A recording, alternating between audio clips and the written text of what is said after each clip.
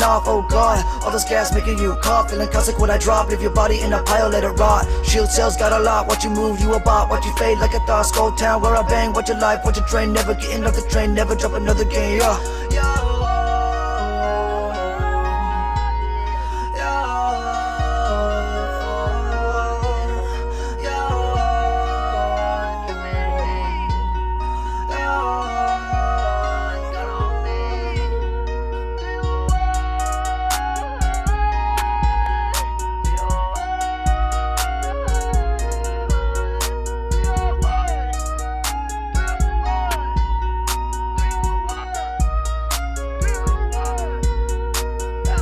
Let the 301 home, bounce the bullets off your chest till the armor falling off, oh god. All this gas making you cough, feeling caustic when I drop. Leave your body in a pile, let it rot. Shield cells got a lot, watch you move, you a bot. Watch you fade like a thought, skull town where I bang. Watch your life, watch your drain, never getting off the train. Never drop another game, yeah. Ooh, let the 301 home, bounce the bullets off your chest till the armor falling off, oh god. All this gas making you cough, feeling caustic when I drop. Leave your body in a pile, let it rot. Shield cells got a lot, watch you move, you a bot. Watch you fade like a thought, skull town where I bang. Watch your life, watch your drain, never getting off the train. Never drop another game, yeah. I got the sights, H-Cog, barrel stabilized, no rock. Standing back, more shots, standing stock, ready pop. I got the sights, H-Cog, barrel stabilized, no rock. Standing back, more shots, standing stock, ready pop. I got the sights, H-Cog, barrel stabilized, no rock. Standing back, more shots, standing stock, ready pop. I got the sights, H-Cog, barrel stabilized, no rock. Standing back, more shots, standing stock, ready pop.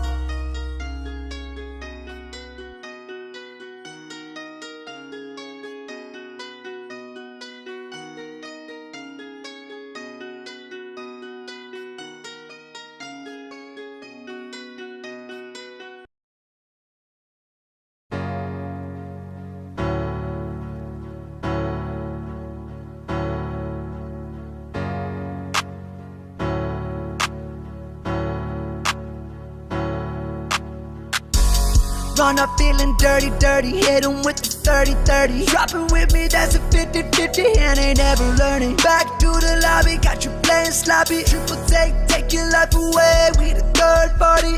Yeah, we all in, yeah, we mobbing down the hill and they falling. I'm looting up their squad, yeah, they ballin', I'm ballin'. I told you we would get it, yeah, I called it. We keep on queuing up, we just can't get enough. These wins are stacking up, my ops like a lake, yeah, they spotted up. We know when to run, we know when to fry. We turning, we burning, we leaving the odds to die.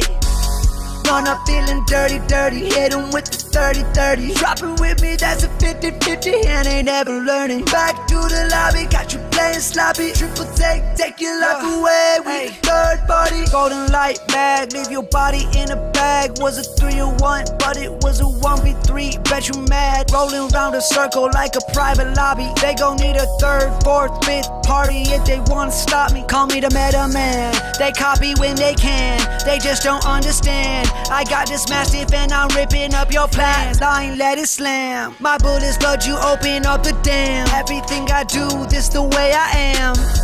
Run up feeling dirty, hit 'em with the 30-30. Drop it with me, that's a 50-50, and ain't never learning. Back to the lobby, got you playing sloppy. Triple take your life away, we the third party. Run up feeling dirty, hit 'em with the 30-30. Drop it with me, that's a 50-50, and ain't never learning. Back to the lobby, got you playing sloppy. Triple take your life away, we the third party. Yeah, we all in, yeah, we mobbing down the hill and they falling. I'm looting up their squad, yeah, they ballin', I'm ballin'. I told you we would get it, yeah, I called it. We keep on queuing up, run up feeling dirty, hit 'em with the 30-30. Drop it with me, that's a 50-50, and ain't never learning. Back to the lobby, got you playing sloppy. Triple take your life away, we the third party. Run up feeling dirty, hit 'em with the 30-30. Drop it with me, that's a 50-50, and ain't never learning. Back to the lobby, got you playing sloppy. Triple take your life away, we the third party.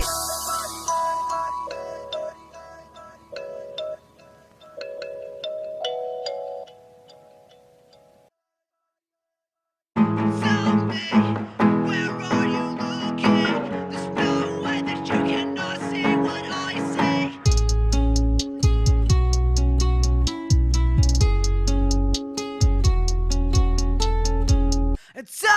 me, where are you looking? There's no way that you cannot see what I see. Tell me, where are you looking? There's no way that you cannot see what I see. We're going left, I need you by my side. We're going left, tell me why you're always on the right. Don't decide, I just need you to barely try. No, I fry, I just need you to not die. There's one left, I need you to win this fight. You should've rested, we lose like this every time. Go ahead and cry, you're not getting better. This isn't fine, we can't play together. Tell me, where are you looking? There's no way that you cannot see what I see. Tell me, where are you looking? There's no way that you cannot see what I see. Tell me, where are you looking? There's no way that you cannot see what I see. And tell me, where are you looking? There's no way that you cannot see what I see. Going left, I need you by my side. Going left, why you're always on the right. Don't decide, I just need you to barely try. No, I fry, I just need you to not die. There's one left, I need you to win this fight. You should've rested, we lose like this every time. Go ahead and cry, you're not getting better. This isn't fine, we can't play together. And tell me, where are you looking? There's no way that you cannot see what I see. And tell me, where are you looking? There's no way that you cannot see what I see. And tell me, where are you looking? There's no way that you cannot see what I see. And tell me, where are you looking? There's no way that you cannot see what I see.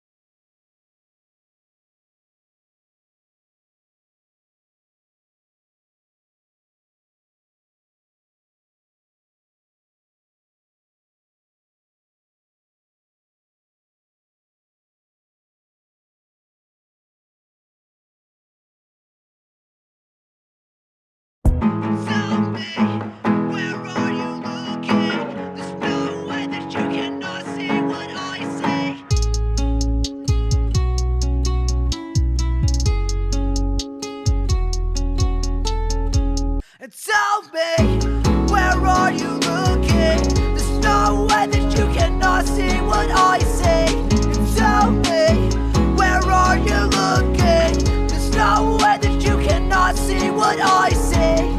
We're going left, I need you by my side. We're going left, tell me why you're always on the right. Good afternoon, ladies and gentlemen. Happy Tuesday and welcome back to Series E Apex Legends. My name is Ye, so I'll be your host today. As always, excited to be back once again for more awesome Apex action. Last week was a great way to kick off the new year. Obviously, Team Vizio coming out with another strong victory on Tuesday night, and then we followed that up with some big wins from Complexity, a very tight competition between themselves and Renegades last Wednesday night on Pro Night, and Complexity came out on top. And now, in a new week, we will answer who's going to take it this time around. Can Team Vizio keep the run going here tonight and make it 4 open night victories in a row? We'll have to find out. 6 games ahead of us to answer all of those questions. Now, for those of you that are new to the show, new to Series E, you may not know exactly how things work, so I want to break it down for you, okay? Series E is a professional esports open circuit across multiple different titles. We've got Apex Legends, Guilty Gear Strive, and the soon-to-kick-off Halo Infinite circuit. Now, the way that things work is prior to the season, we have open qualifiers that anybody can come and compete in, and the best competitors in those open qualifiers qualify for Series E. Now, what that means for them is they sign a contract. They get drafted by one of our partner brands. They get to make a monthly salary, and then they get to compete weekly for points and prize money. In Apex, every Tuesday night, they compete against other open squads, just like they used to be themselves, and then every Wednesday against some of the best pros from in the Apex scene. So if you and your squad want to get in on the action, make sure to head over to matcherino.com/ESA for a shot at being a future Series E Pro. Now, of course, I mentioned we got a lot of questions to answer tonight, a lot of action ahead of us here, in 6 games of fun that I'm certainly looking forward to. But before we get into that, we've got a fun game that we like to play here, and it is Deal or Steal. I have a very special guest that will be joining me momentarily, but let's break down just how the game works for all of you at home. And do want to remind you, if you want to come and play, you can have a shot at it if you are subscribed to us here at twitch.tv/esports arena. But the way the game works, okay, we've got 20 Apex crates with a range of awesome prizes from us here at Esports Arena and all of our partners. Now, at the start of the game, my contestant will pick one of those crates to set aside. We will then go through multiple rounds, opening crates up and eliminating prizes off of the board. At the end of each round, I will have a deal for my contestant. They can either take the deal or elect to steal and keep playing the game. If we get all the way to the end of the game and they have not taken any of my deals, we will crack open the crate that they set aside at the start, and that will have the prize that they win. So that's how it works. Again, if you want to have a shot at playing, subscribe to us here on twitch.tv/esports arena. But let's bring in our guest today, former competitor for CLG, now competing with a very strong Renegades roster. I'm happy to welcome in Vaxlon to the show to play some Deal or Steal. Vaxlon, welcome. Happy Tuesday. It's good to see you. How are we doing, my man?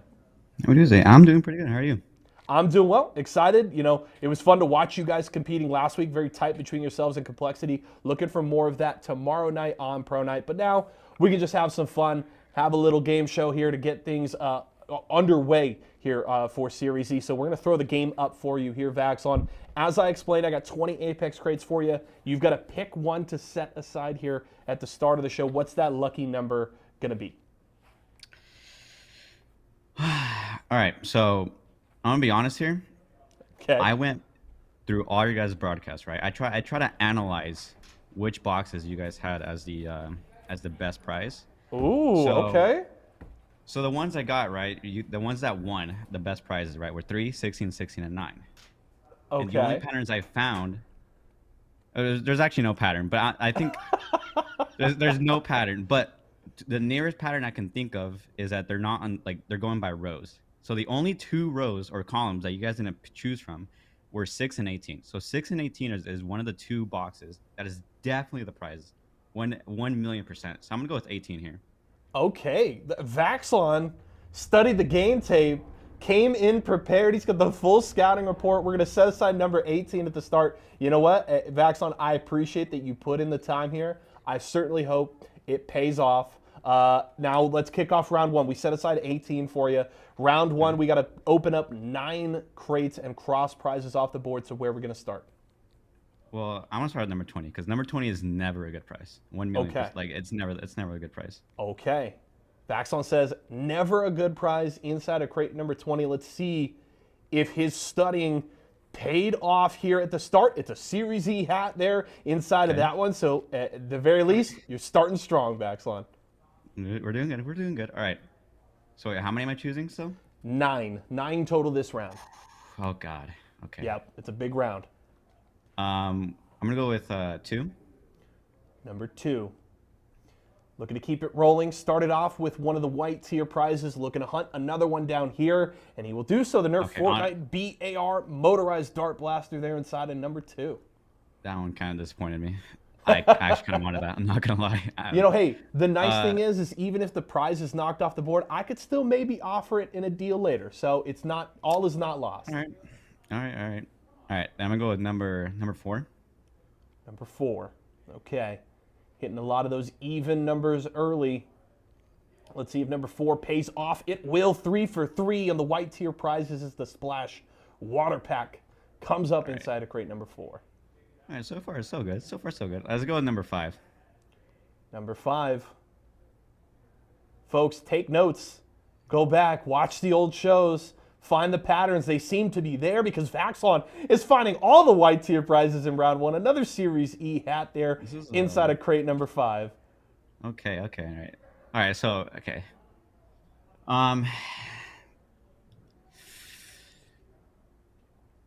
Let's go with number 12. Number 12 is definitely a good one to take out. Number 12, okay. Let's see if the momentum continues. Little bit of a stumble there, but still one of the two $50 Walmart gift cards off the table. Vaxon, I got to know, what did you put more effort into studying for? Getting ready for the start of the ALGS season or for Dealer Steal today? Dealer Steal. 100%. Okay. 100% Dealer Steal. I appreciate the effort. All right, we're going to go with number 17. Number 17. Okay. Can we keep it going? 4 white tier prizes off the board. Are we going to find another here? A Series E jersey of your choice. One of 2 of those prizes available. As long as it's not a purple or a red, it's perfectly fine. That's a W. Fine. Go with a number 13. Number 13. Lucky number 13. We've had quite a few contestants this season set it aside to start the game, but this time they were around, always wrong. Yep, they were. I analyzed it. They all got it wrong.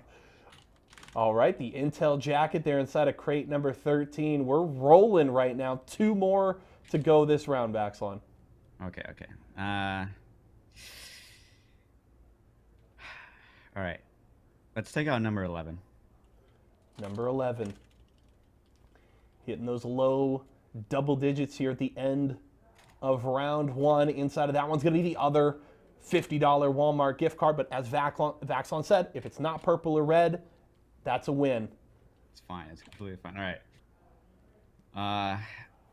Let's take out number 19.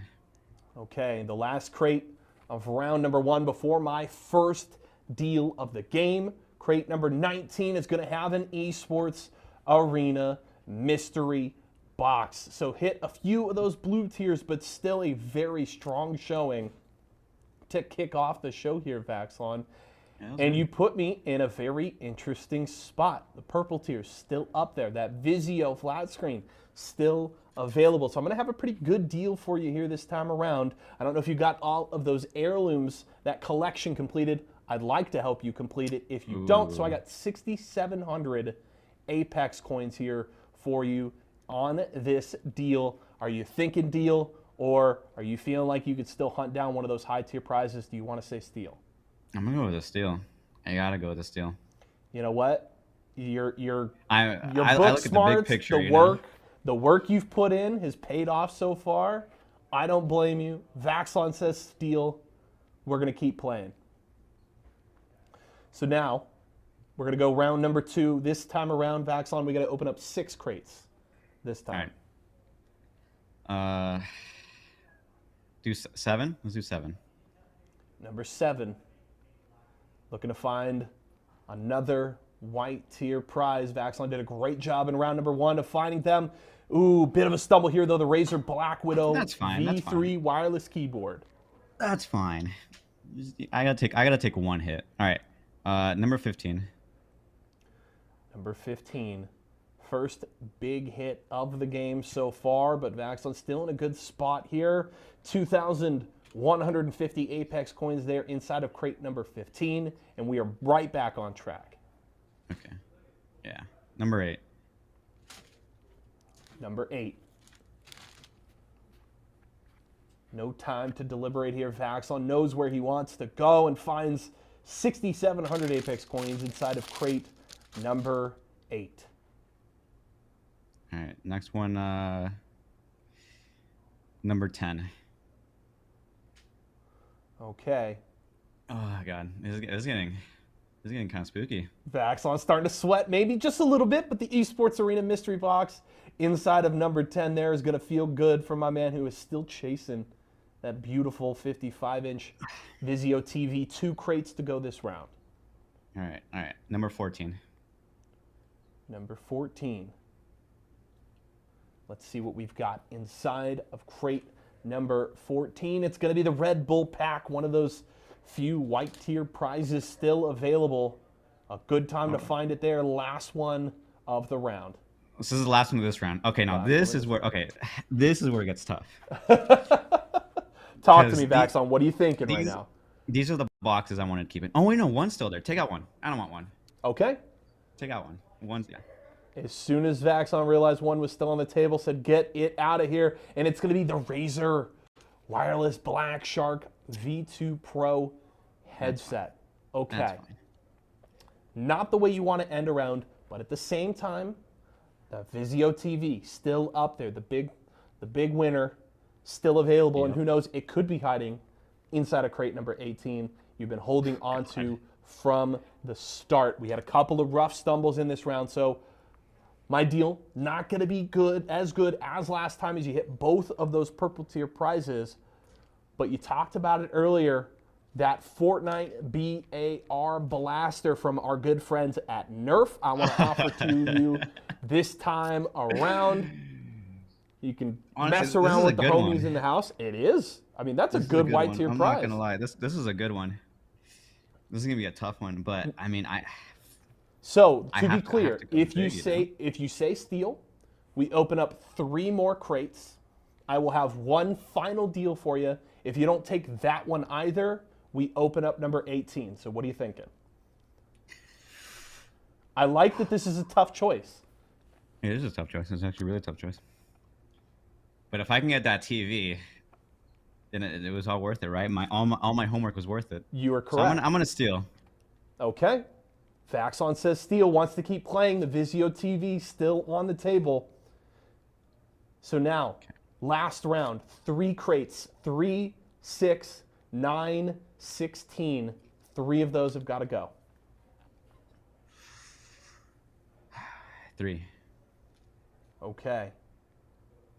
You heard Vaxon say there were all these crates was looking to hold on to for the end of the show. The Splash Water Pack, though, inside of number 3 is the right pick to start round 3. All right. When I did go back, 2 of the TV ones were number 16. Okay. So I'm gonna leave that one off. Actually, I'm gonna take out 6. Number 6. Let's see. Hoping for not the TV inside of this one. Let's find out. It's the 2,150 Apex coins inside of number 6. All right. Okay. Vaxon, you've had your finger on the pulse this whole game, my friend. I could be right. I could have actually done it correctly. So now, okay, now this is where it's really good stuff. All right. Take out number 9. I think we take out number 9 for sure. Vaxon says number 9 is hoping for the Series E jersey or that other Nerf blaster, and he found the other Nerf blaster, the Nerf Ultra 2 motorized blaster inside of crate number 9, and guess what? We're at the final 2 crates, and the TV's still on the board. So, 16 or 18, one of them has the TV in there. I've got my last deal for you here. It's going to be an Esports Arena mystery box. I think I know what you're going to do with this deal, but I just want you to know we'll hook you up with some fresh swag, some cool stuff, some merch from us here at Esports Arena. So if you're thinking you'd like to add to the wardrobe, take the mystery box. Otherwise, if you say steal, we're going to open up 18. What are you thinking? We got to finish the storyline. We have to. I started off here coming with number 18. We got to steal. Okay. We got to keep going.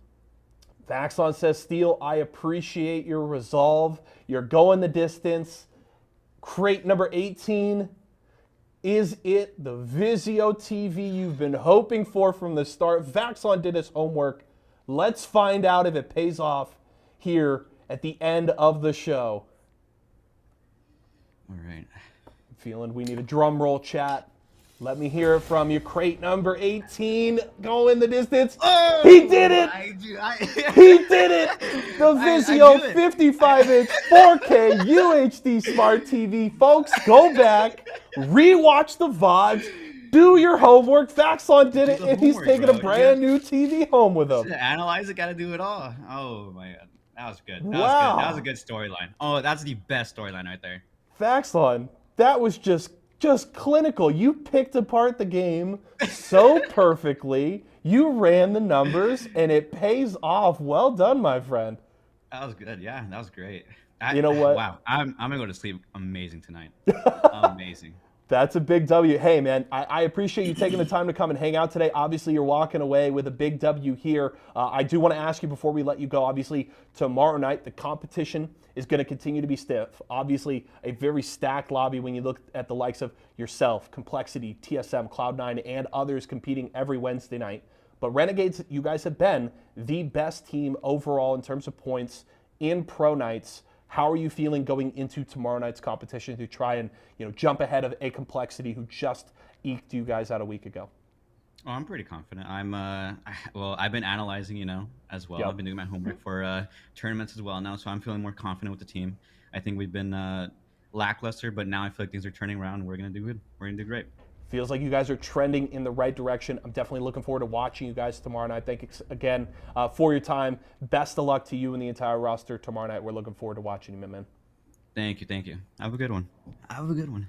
Thank you, sir. And Vaxlon is definitely going to have a good one with that brand new Vizio TV. Again, folks, if you want to come out and have a shot to win one yourself, make sure you're subscribed to us here at twitch.tv/esports arena. You can have a shot to come and play Deal or Steal with me here on the show. Now, mentioned earlier, obviously, we're looking forward to a lot of different storylines going into this week. We've seen a few roster shuffles. If you follow any of the Series E pros on Twitter, you've seen quite a bit of discussion around rosters. My friend Shimona, he and I were talking about it on Eat, Speak, Compete yesterday. If you do want to see that episode, make sure to follow us on Apple Podcasts or Spotify, or check us out on our YouTube channel. But it seems like every 60 days or so, a good chunk of the Apex competitive scene just starts lighting their rosters on fire. We see all kinds of movement, and it is starting to happen right now. So I'm curious to see how those roster swaps start to play out here in Series E. But of course, everybody's goal is just to try and chase down a Team Vizio that has been crushing the competition on Open Night. They've won 3 in a row, and they're looking to make it 4 in a row here tonight. I'm looking forward to finding out if they can keep it rolling. Let's get Series E Apex Legends week number 4 underway. Series E. Series E. Series E. Series E. Series E. Apex Legends. Apex Legends. Series E Apex Legends starts right now. And now we're seeing it once again, just like Game 2, slow down, but Fury time and time again, and Cheese It, if they think they're winning it, chances are they're winning it. So he gets thirsted by Zera Tricky as Hacula's going to come around the corner with the spray, and now it's just one player alive over here, and this was... Vaxlon speaking straight Faxlon over there, able to walk away with a 55-inch Vizio TV. What a huge win coming out from Deal or Steal. He'll be on the show tomorrow, competing, of course, tonight, though, in Series E Open Night, bringing you all the action. It's myself, Jamerson, along with Tom T-Squared Taylor. Tom, I missed you, buddy. How you doing? I missed you too, man. I just hope the games are half as entertaining as Deal or Steal right there. And that is how it's done. I love to see it. You love to see the players walking away. And we just know if you don't get that TV, man, it destroys your mental. So Vaxon, he's going to be feeling good. Like you said, he's going to sleep good tonight. That's all that matters. Yeah, I mean, you know, it goes to show the importance of studying VODs. Study your VODs to find out how to win. Right there, it was on full display. But let's go ahead and talk about the action tonight. Like I said, it is the open night here for Series E. So our partnered squads will be facing off against some North American hopefuls here who, you know, we've seen plenty of these teams really contest our squads, but no one's really been able to do anything against Team Vizio in the past 3 weeks. Yeah, no doubt about it. And it's going to take some time for teams to recognize how to play these type of lobbies. The other teams that are experienced are going to come through and play aggressive, and other teams are going to play timid. And if you go against a team like Team Vizio, they're going to recognize that immediately, and they're just going to go and punish that with a ton of aggression and a ton of different type of play styles that they can go and do. But I'm interested to see which teams are going to actually make it going through here, because practice is really important right now. We have the playoffs for the Split 1 coming up. We have Split 2 coming up in the ALGS as well. So Series E is definitely the time to go and try to prove yourself if you're looking for a team or if you're already on a team. Yeah, let's go ahead and talk about what's going on tonight. Of course, we've got 6 matches that'll be taking place on World's Edge. We also have $500 on the line only for the top 2 teams. First place walking away with $350, and second place will earn themselves $150. And how do they do it? Well, it's the top 2 scoring teams after the 6 matches. Point distribution works exactly like the ALGS. Placements matters, kills matters as well. First place in a game will get you 12 points, all the way down to 15th, which will get you 1. And of course, every single kill point will basically count as 1 point. Now let's take a look at the teams that will be competing against our open squads tonight. And I'm really excited, Tom, because we just introduced 5 new teams that'll be joining the ALGS during Split 2. And one of them, right there, Team Start a Fight. Really coming off a big weekend, and now you have to imagine they are looking to continue on with that sort of dominance. You have a lot of really, really solid teams in here. You can't even overlook teams, you know, like at the bottom right, TBA, Davis Wave, Stomp, Sung. Sung is very, very solid. Curious to see which legends he's going to bust out. It's going to be fun to watch. 2 Brains, 1 Chad, Taxi, Nasky, and Tech. That is one team definitely to watch out for. Bronzy is coming through with 2 Beamers, 1 Coach. That's an exciting team. E8, a lot of really, really solid players here on top of our partner teams. Now, we did mention, of course, at the beginning of the broadcast that there were some roster changes, and the notable one is going to be to Team Splash.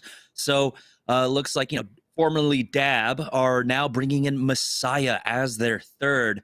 How do you feel about that roster shakeup there?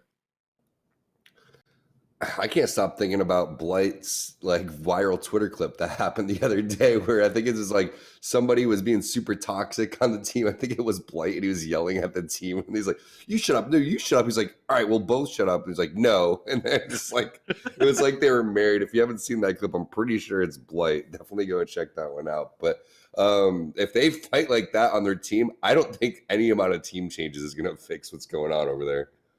Yeah, so hopefully, you know, these will be the end of the roster worries for Nestle Splash, bringing on Messiah as their new third. We'll see if they continue to play with him as the weeks progress, and really what that means for the roster. We still have pretty long ways to go before the end of this season, so I think this is a really good time to have a change-up, and of course, qualifying in for ALGS Split 2 must help and relieve a lot of the pressure that, you know, some of our squads were playing with before in the last month. I mean, a lot of these teams, you know, they were, of course, playing through the Challenger circuit, and then they were worrying about making their way into Split 2. But now that that pressure is off, you know, I feel like they can play a little bit more loose and maybe a bit more experimental. Yeah, exactly. And play for what's going to come, right? Which is going to be the ALGS, which is going to be the playoffs, which is going to be the Split 2 that's coming up too. So I like that. I think that whenever you're making a change, though, you always have to look at yourself in terms of what you can do a lot better and not really place the shift and place the blame elsewhere, and make sure. And that's what's really important about keeping your team together too. So sometimes if you need to make a change, you can go and make a change. But, you know, something that I've been impressed by is teams like G2, right? Where they could have easily done and maybe taken a route like TSM has taken and been like, hey, let's get rid of Albrille. Let's go and pick up somebody else like Snipe Down. Let's go from Snipe Down to Roles, et cetera, even though that wasn't really their decision. But, you know, it seemed like G2 have a lot of respect for because of the fact that They haven't won every single tournament, and you're not going to win every single tournament, especially in a game like Apex where there's a little bit of RNG involved, and they've been able to kind of fight through that and stick that through. So I think a lot's to be said through both sides of that coin. If there is some internal conflict, you definitely don't want to keep your team together. But if you feel like you can go and make a change and feel like there's a player that's going to vibe a little bit better, go for it. But at the same time, everybody needs to individually hold themselves accountable. And again, that's why I have so much respect for the boys over on G2. And yeah, like one of the things about G2 as well is that like when we really think about it, like a lot of their competitive start, we were there at the beginning, at the first seasons of Series E when they were playing together as aim assist. We offered them a spot, but they were kind of held out. And so they could have been a Series E squad. We saw the potential in them as well. I think everyone did earlier on, and they've been sticking together. Now one of the longest formed rosters, one of the longest rosters that haven't had a roster change. And so it's been a really strong, really great to see their kind of success. And yeah, that mentality of just, hey, roll with the punches. We took the loss here, go to the next ALGS, and then eventually they will win. They are one of the most consistent teams. But speaking of one of the most consistent teams so far is going to be Team Vizio, who averaged something like 80 points every single open night. And the great thing about Vizio is that, like teams in the past who end up dominating on the open nights, they do find a certain measure of success when we translate it on over to the pro nights.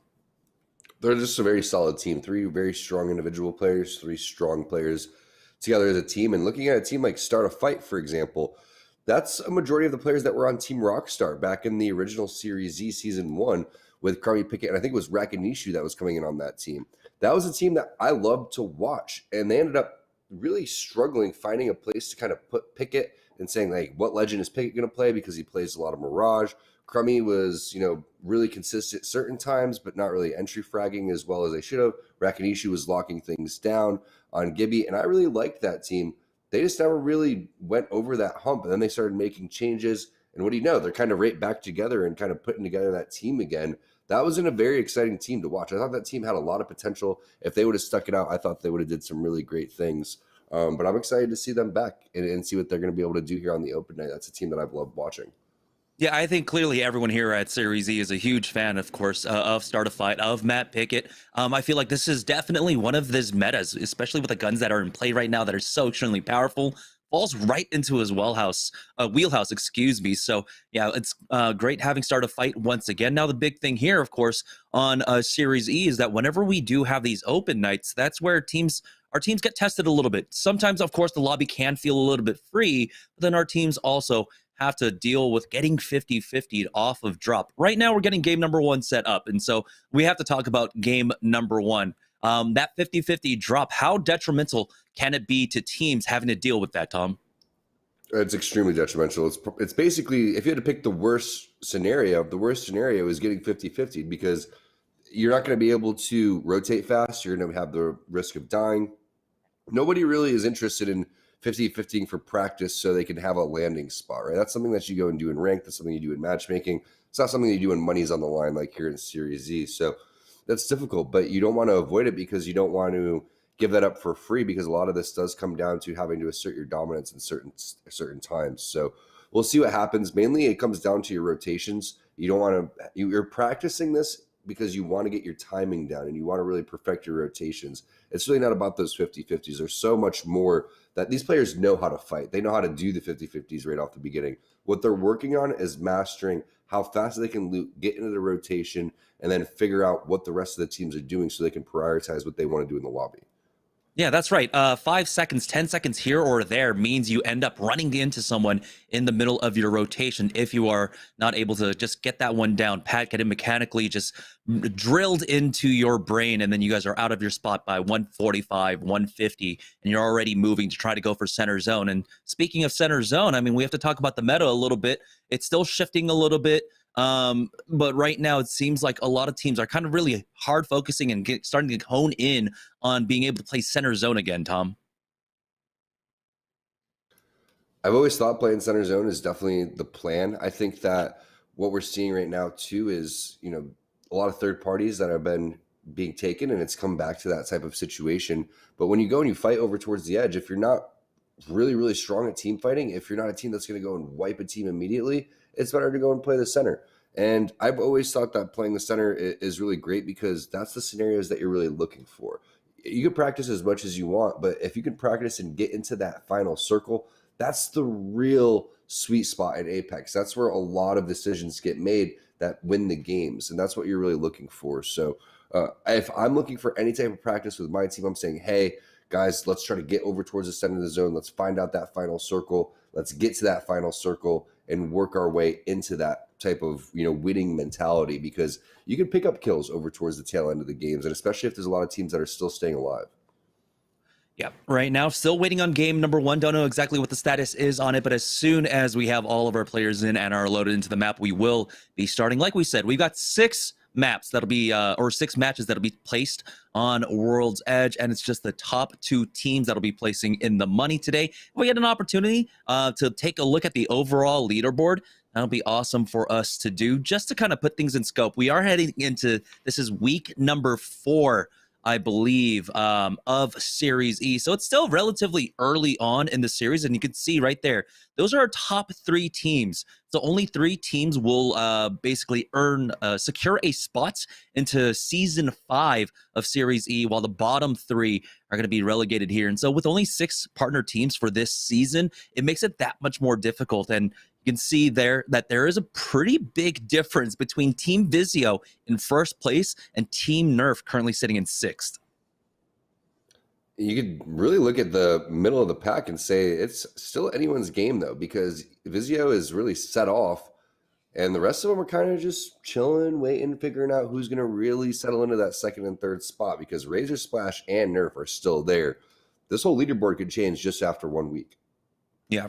For Team Vizio, they do have a 200-point lead over that bubble spot. Team Razor currently sitting in 4th place with 193 points. That's 205 points that they have on them. So that gives them a lot of breathing room.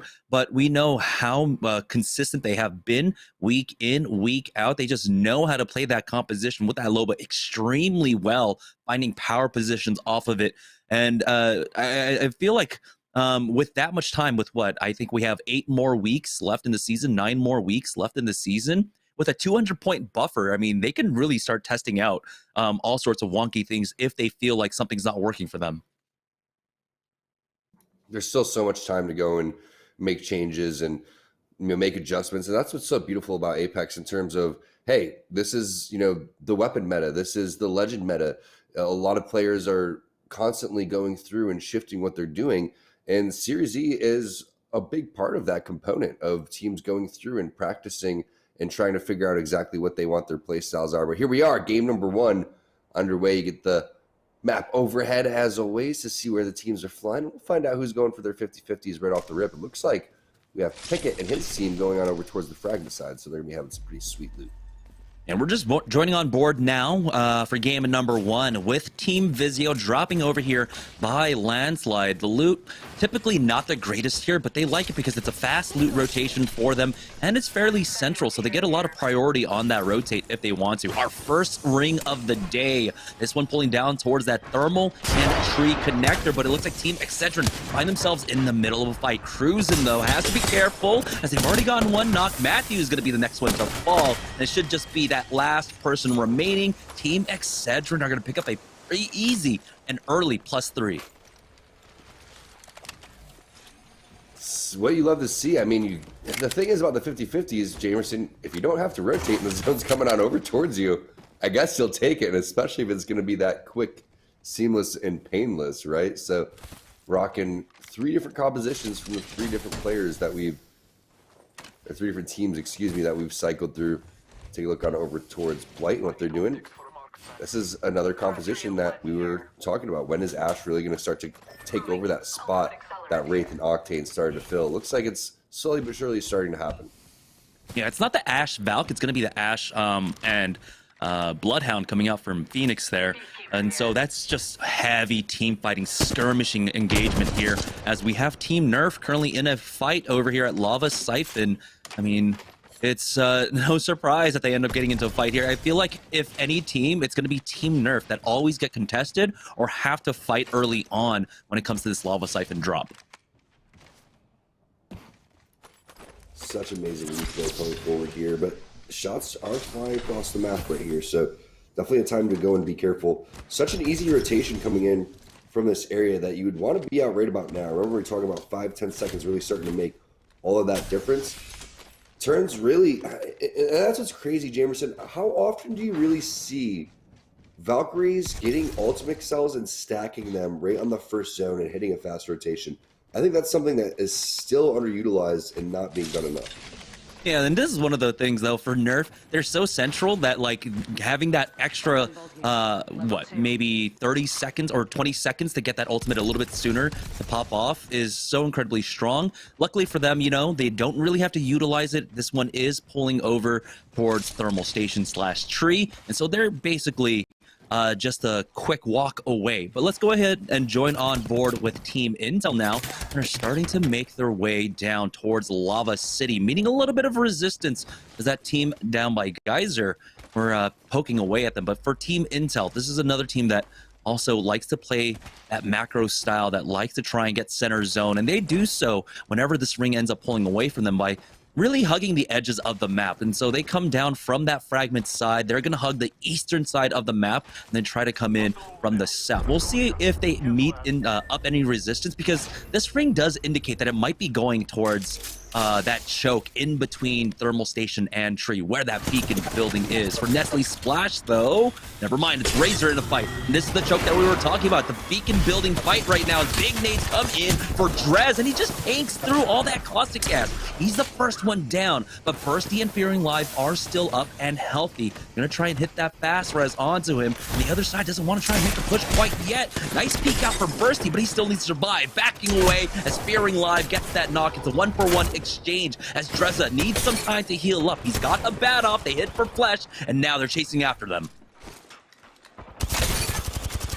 Definitely want to hit that armor swap on the ground for the player with the purple knockdown shield if they can go and find that one. There was so much damage, but the counter from the other team was there. You could see double res coming through overall. They still haven't finished that player on the ground. That's what I'm looking for.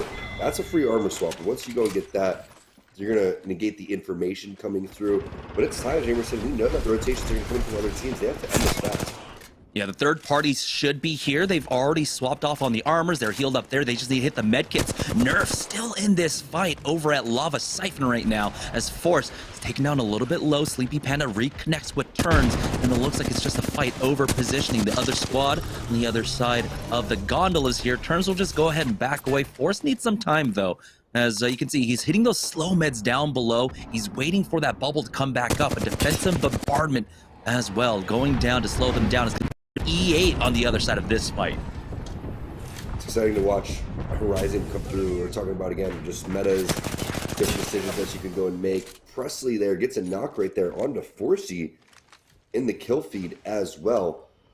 But when you're looking at Turns, I believe it was Turns' point of view, it's so hard to see across the map with that flat line right there without having any type of scope. Look how much easier it is to say you have a charge rifle with a 3x, Presley in a perfect position to just lay down massive damage. Oh, Fluid Gaming in a fight up at Skyhook right now. This is on the edge of the ring. The ring is pulling down to the south. Fat Fruit Ninja does take massive amounts of damage. He's the first one to fall. It's going to be Nasky coming in with that one. And take a look. How did that Gibraltar jump up like that? And now it's all up to Taxi. He should be able to win his 1v1. Never mind. Tech does have that Havoc going full bore, and they'll be able to finish him off. So, Team Nasky, Taxi, and Tech end up winning out on this fight. Team Intel, though, still on their rotate. Now caught over here by Dome's side. They still have a team that's contesting them. Fearless needs a little time to heal up. He's hitting that Phoenix kit for the time being, but it looks like the pressure is there from Petty Boss to slow things down, and he'll be able to get that off. They're topped off. It's going to be a quick reset, but now Petty Boss needs to hit that cell for himself, as they're just going to cover that door. Petty Boss going outside, gonna try and find the flank, but he still has to worry about the rooftop. The slide down, Bronzy just gets melted there, and Petty Boss tries to chow in the 1v2, but now it looks like the rest of his squad is here to push out with him. Big scan right there. That's all they were looking for. Fearless is gonna go and try to push. Love the aggressive play coming in from Petty Boss and from Fearless, but they do need the follow-up coming in from Bloodhound. See what Mooney's going to be able to do. You can see the flank is coming around. Scans not for another 15 seconds. There's the finish coming in. That initial knock onto Bronzy. Just so crucial right there. And then for Petty Boss to have the presence of mind to back off, not take additional damage. Fearless, it's in his name, right? He's going to go in there. He's going to full send. But the rest of the team was there to lay down the rest of the cover. And now Team Razor taking up position here on the southeast side of Thermal Station, just west of that choke between Thermal and Tree. And it looks like they do have almost all of these buildings for free, but this is the ring indicating that it might be pulling away. They're looking around like they want to try and go over that lava side, but it looks like they're going to go ahead and just double back and try to control that choke for the time being. It's really unfortunate that, you know, they may be not able to fight over that beacon inside Tree, but I feel like they're fairly feeling confident that the ring is going to be pulling over here. This is such a strong spot though, Jamerson, because you know you have the balloon right there for the redeploy. You have the skyward dive if you want to go and use that one. They have a respawn beacon. They have a mobile respawn beacon. They have all of the real estate with their back being covered. They can set up an ambush for this choke. The only thing that would really screw them over is if there was a Valkyrie ult coming in and another team decides that they want to push while the Valkyrie ult is going down. And speaking of that, skyward dive for team intel. Looks like they're going to find their way back into the zone fairly safely. It's not 100% quite sure yet. They do have a team spotted down below them. That's going to be 2 teams as well as they fly in on over towards the lava siphon roof. I like this play, but they do have to heal up very shortly. Yeah, Petty Boss is the healthiest one out of the entire crew somehow. So Mooney and Fearless are going to go ahead and have to hit those syringes to get themselves topped off, avoiding a lot of damage here as they're starting to get shot up. The bubble comes out from Petty Boss, and Team Intel might just have to back away towards that platform. That's just outside of that bubble. You can see the pings going down for Mooney. Yeah, let's go ahead and back away and play towards this platform instead. No chance for them to get a third party here. They can just try and wait things out though, and they have to be pretty happy with the situation that they're in. They found an early fight. It's top 16. Now they've cut off a few teams from the rotate here as the fight continues. Razor find themselves in a fight themselves, or it might have just been some nade spams, and it looks like another team has decided to take over that building from the western edge. Yeah, that's what they need to be worried about. And from what I'm seeing, it's a potential portal capture play, but it's a portal outside of the door to be aggressive. And always remember, if you're playing Wraith, you have to stay within phase distance of your portal, okay? And your portal is going to disappear at that 30% mark. So that's how Bursty knows exactly what's going on in this type of situation. He's going to stay very close to the teammates and make sure that he's A-okay throughout all of this situation. It's just a play to add pressure, make sure that you are doing an armor check, also seeing, hey, how good is this team? Can we take them down with just one swift little player coming around the corner? Looks like they are some formidable opponents, so they're going to take the time with this one. Yeah, he tried challenging with that 3x on the R3, like from 5 meters away. Not the optimal scope you want for that one. Definitely working at a better range here. I feel like at some point, just go ahead and swap that one out. Unfortunately for him, you know, he's still sitting on that white mag. Nice bait of that arc star. So he's going to keep that door maintained, and that's actually huge, forcing out additional utility, more nades, and they didn't even get the grief on that door. So Razor is actually getting an immense amount of value out of just baiting that door, at least Bursty is, and so that might make that strong so much faster and easier for them when eventually they end up pushing out towards that squad. Though it's going to be team start of fights on the other side of this one. Crummy picking up the Loba for them. You can see that little side snicker there from Bursty. He was like, I thought this team was good, but then they couldn't even break our door down. So it's like, all right, maybe you do want to push them, but nice shots there from Cruisin', hitting about 90, but does take a decent amount of damage back on over towards that way. That's going to be the finish coming in from Kimchi. Nice job by Excedrin. That's 2 fights and 2 wins over towards their landing spot in that lava area. And you know what's crazy, Jamerson, is they're doing it so cleanly. I mean, I don't think I've seen them really take any type of health meds yet. Yeah, we're seeing the large focus of like the rotations right now from the majority of our teams coming towards that southeast side. So they've been finding some really good isolated fights. It looks like another team has shown up. You can see them on the top of that platform, and Kimchi's allowed to reconnect with his squad for free. So if they want to continue to try and gatekeep these teams, they definitely can. The only big trouble that they have to worry about is that team that is playing on top of that sniper tower inside Thermal Station. If I'm remembering correctly, I believe that was Splash. That might have gone up there early on. It's We Touch Grass, though, still over here by Tree, and now we're seeing the pull away. The round number 4 ring does end up pulling away from that choke and ends up going towards that southwest platform of Thermal Station. Wow. I mean, Thermal's so fun to watch because it's so interesting to see which way the zones do pull, and you never really know which way it's going to go, right? The most common ones are, hey, everyone's sitting in the back, set up on over towards there.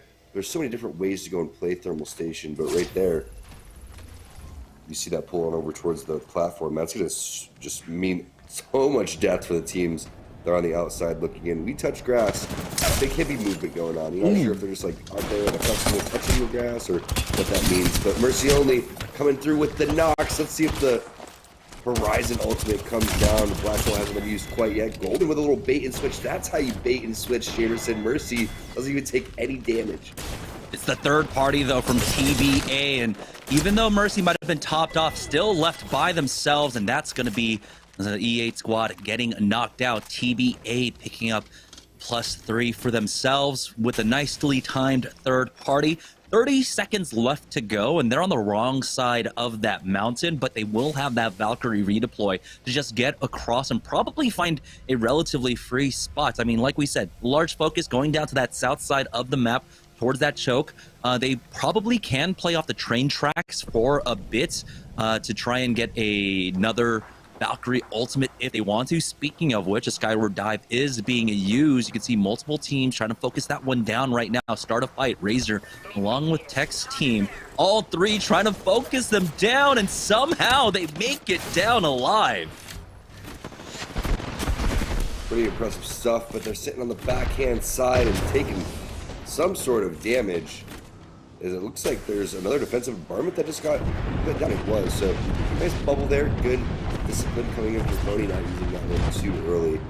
But this is an interesting spot because once your bubble goes down in the open like that, all the teams are going to focus on over towards you. TBA, looks like they found themselves a fight that they did not want to sign up for. That's multiple players, multiple teams as well. Intel now coming with the cleanup. Yeah, Intel finding some more kills for themselves. Remember, they had that early fight, and now it looks like with this flank coming out from Petty Boss, he might be able to punish them, but it's going to be just Mooney left alive now. It was good, a good 3v1 attempt, but it's going to be another squad showing up for the third party. So a lot of teams just getting funneled into this tunnel, getting absolutely punished here as one last player remains, and eventually they'll be able to clean them off. So Team Intel going down much earlier than we expected with this start. Speaking of which, we're now down to 10 squads remaining. It looks like one squad currently playing this one out as a duo, everyone else up as a full 3. But we know that there's still a lot of teams clumped up here on the eastern side, and this ring is pulling away towards the west. We Touch Grass have a minute to try and deal with this squad underneath them. Camping on the grass, typical. So they touch grass, totally makes sense. Better than We Touch Lava, because everyone loses health when that happens. But unorganized with the capital O-R-G inside of their name. I got to give them props, man. I have never thought of that one. You know, I sit there late at night thinking about all of the teams without orgs and how they could come up and say, hey, we are orgless, but we're creative too. Unorganized, they got that figured out. You know, what do we have? Like Orgless and Hungary. Well, that's the only one I can think of right now. But anyhow, We Touch Grass. Again, they're starting to run out of time here, and they have to deal with multiple teams. We know that there were about 2 other squads that were in this area, taking up position. Razor was one of them, along with Team Start, of fights in both of these buildings as they start creeping up, and it doesn't look like they've actually moved out quite yet. Maybe the ring still affords them some sort of safe space inside of their buildings. A scan out from Countered shows that this building is largely free, and they get to actually have stair control, and they're going to start making their way on in. You can see they funneled them all the way over to that side. That door has finally been griefed, and so now Team Razor have to be careful of this multi-pronged attack coming out from We Touch Grass.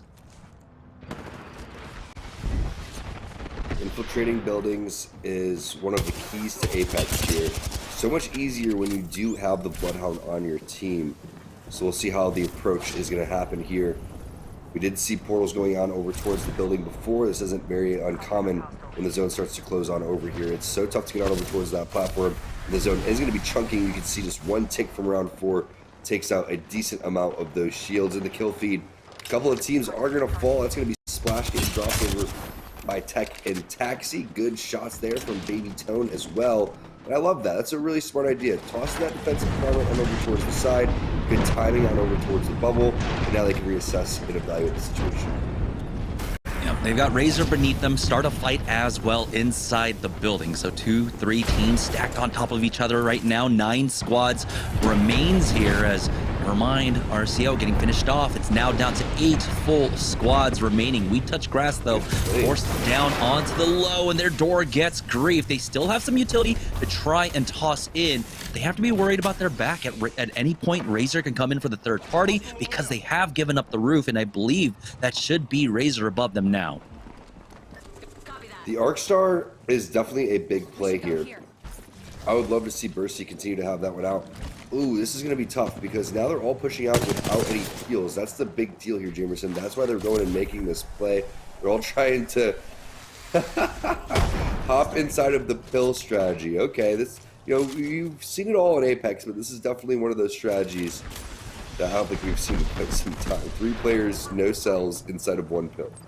Yeah, I believe that's just the last rat there that they've actually pinpointed out on the platform for Nasky, Taxi, and Tech, though.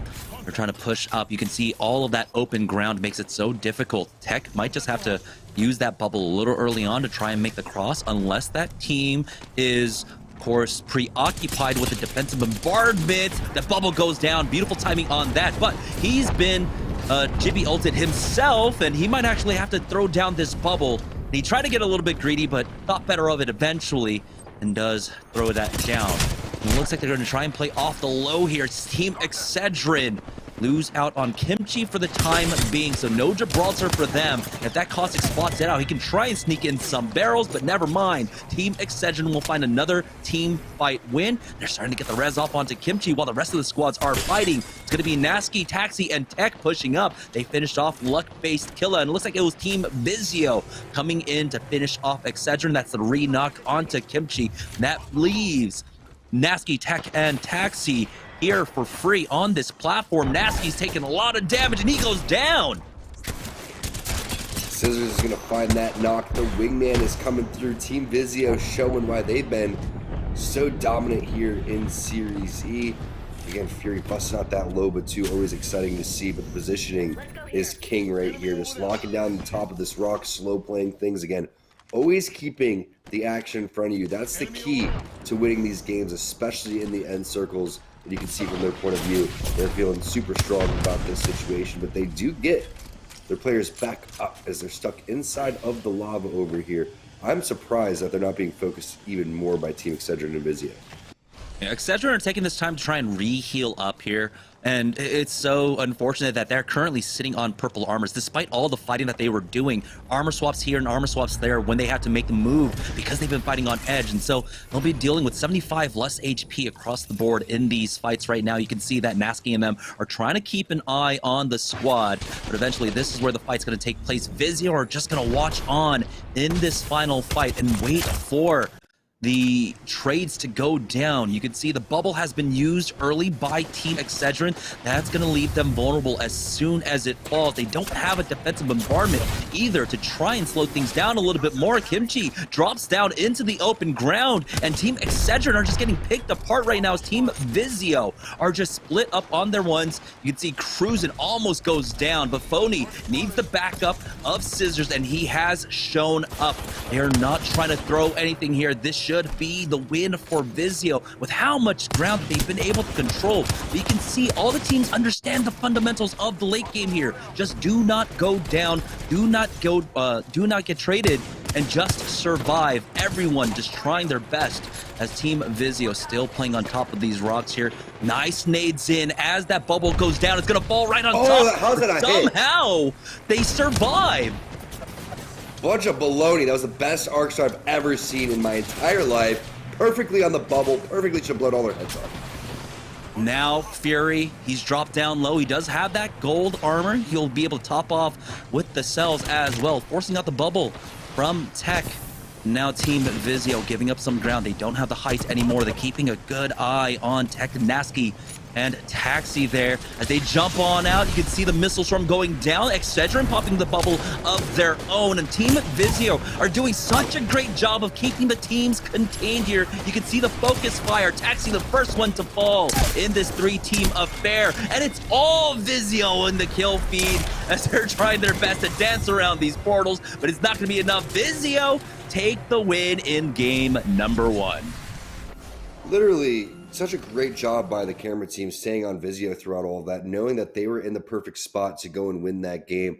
But what a great job of executing from Vizio too. That is not easy. You saw how well the other teams were playing it, just really stringing that out as long as possible. I thought as soon as that first bubble went down, that Team Excedrin was done. They threw that out way too early. I thought they were going to get focused by Naski, Taxi, and Tech over towards the side.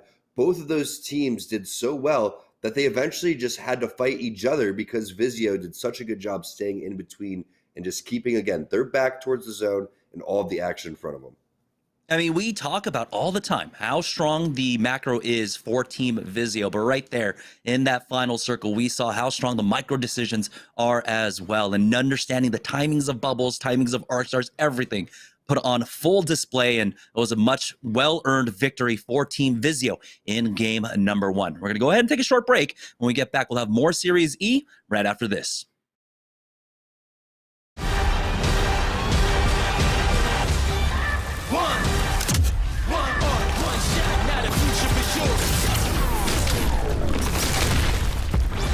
Verses coming daily under pressure. Working on the plot and the scheme. The true side trademark is at the edge of your dreams. I'm talking. Yeah. One shot, now the future is yours.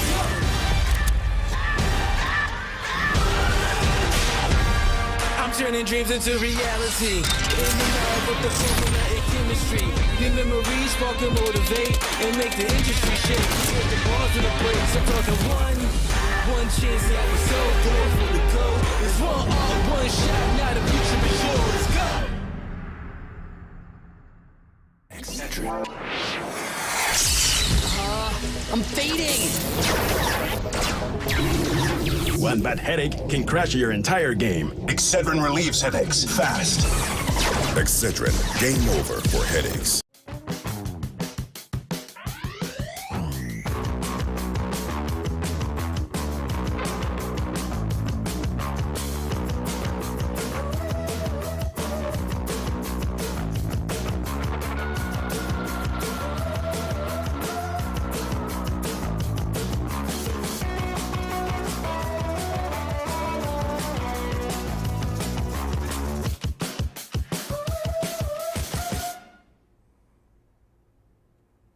Team Vizio absolutely refuses to allow me to stop talking about them as they grab the victory to kick off open night tonight. They keep things rolling. I mentioned at the top of the show, of course, they have won the first 3 open nights so far in Season 4 of Series E Apex Legends, and they're looking to make it 4 in a row. And that is the kind of start you are looking for if you're looking to get another open night victory under your belt. So well done from them.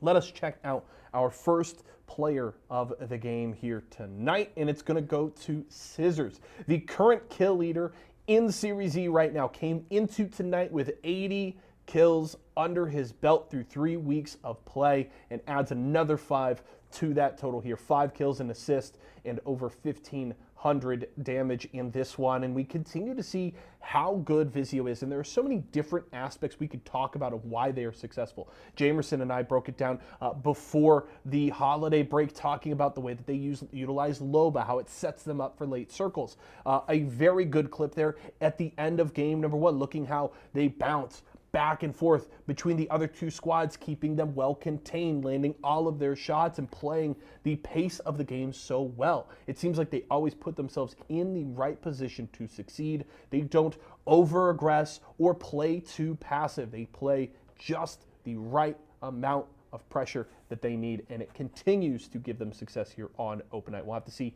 if they can keep things rolling, but well played from them. Do want to remind you folks, of course, we here at Esports Arena love bringing you all these online events, but we are open at our locations all across the country. We are in 18 Walmart stores all across the U.S., and we invite you to come out, play, and hang out with us. If you want more information and to find an arena near you, use !locations in Twitch chat right now. We are going to go to a quick break. When we come back, we'll see how the mobile leaderboard shakes out after game 1 and get ready for the rest of the night. We'll see you in a few.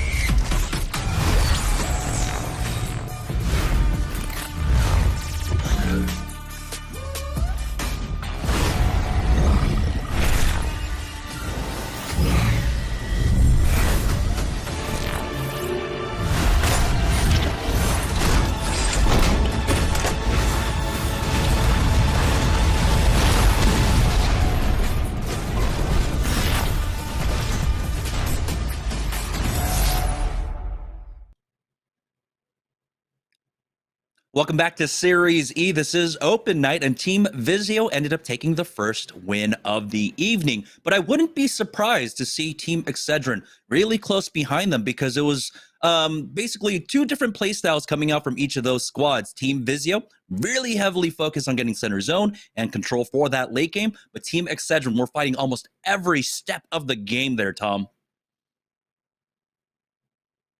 They really were. That was such a fun ending to that game. And again, Vizio just putting on a masterclass of how Apex is played. It does not get any more, textbook than that. Literally, that's exactly how you would write that up. And that just goes to show how many times they've been in that situation. We say, hey, get over towards that end zone. That's that practice. That's that execution you're looking for.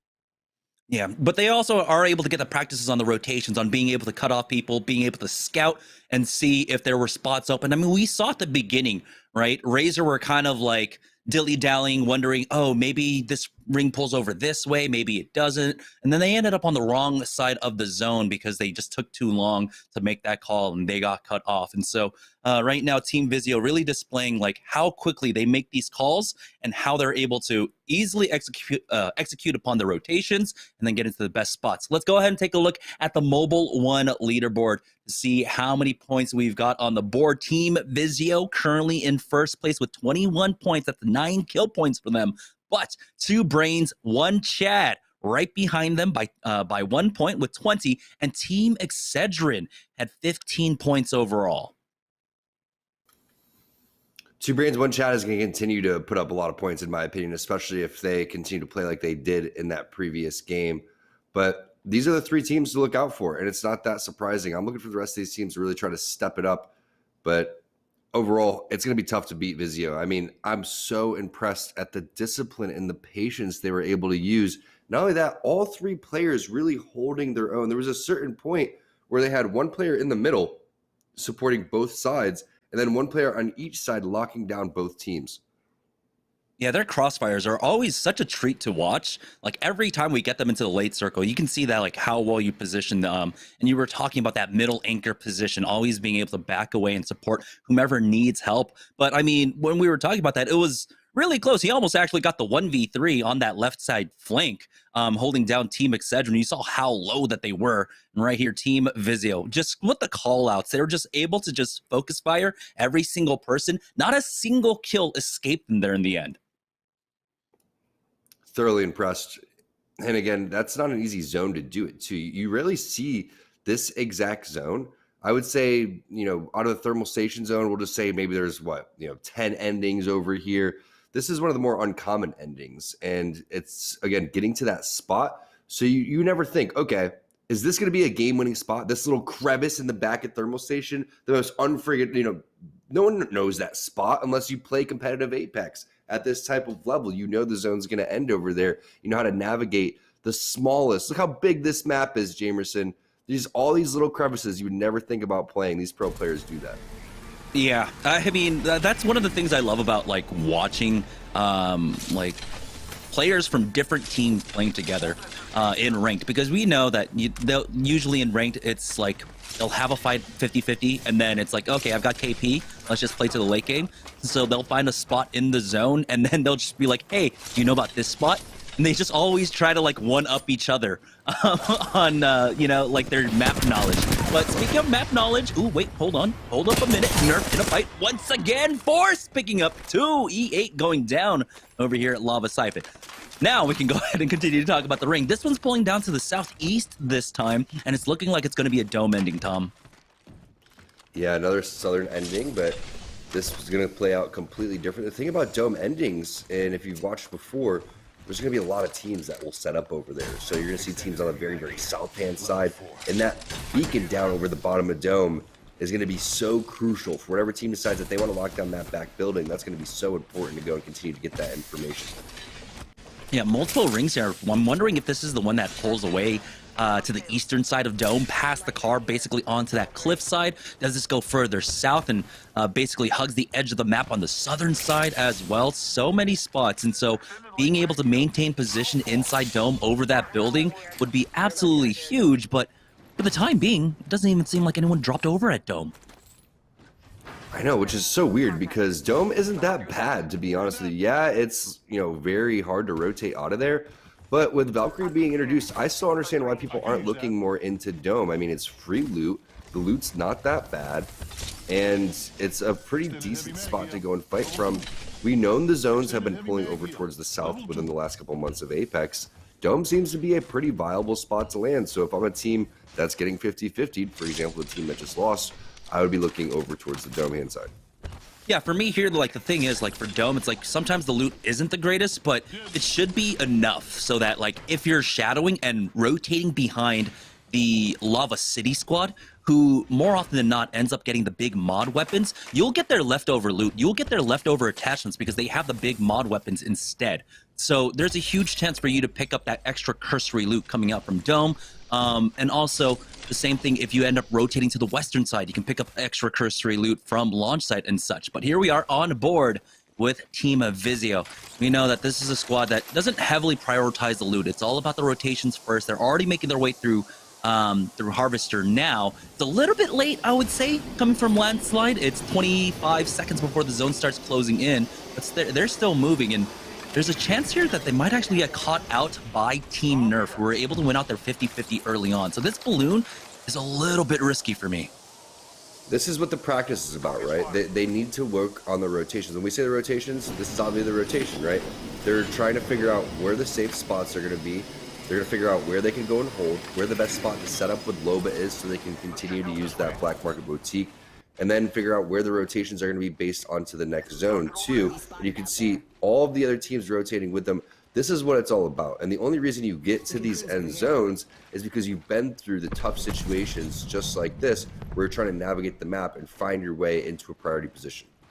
Yeah, it's great. They're able to scout out from the air that the fighting is still taking place, or there's a different fight taking place over at Lava Siphon. Another team's going to cut them off, so lacking now priority in terms of rotating into the zone. And the thing is, a lot of teams, typically for this zone, if they can't get a really good center spot, they're going to play off that ping that they have in front of them, on that red ping, off these rocks here. But Team Vizio currently don't have the utility to do it. They're sitting on double white armors. There's not even that much ammo for scissors on this R301. I feel like eventually they're going to try and work their way on in, but they're already meeting some resistance here. I'm definitely interested to see how they're going to approach this situation. But Jamerson, I need you to take this one for 2 minutes. I have to tend to my cat, still working from home. She is not feeling too good. I'll be right back. All right, Team Vizio still holding it down. It looks like that squad that they saw actually using the redeploy to get into the tunnel here to that Lava City connector. That is the one that was challenging them. Fury actually getting a little bit aggressive here. Is going to throw down that Black Market Boutique to try and steal anything away from them. TBA, though, finding themselves in a fight over at Kaiser right now. Bubble's already out. Stomps and Davis will get the first knock. It's going to be Intel on the other side of this one. It's a 3v2, and TBA meeting a little bit of resistance here, but now they brought it down to a 1v3. And so Stomps is going to take this time to just heal up along with Davis.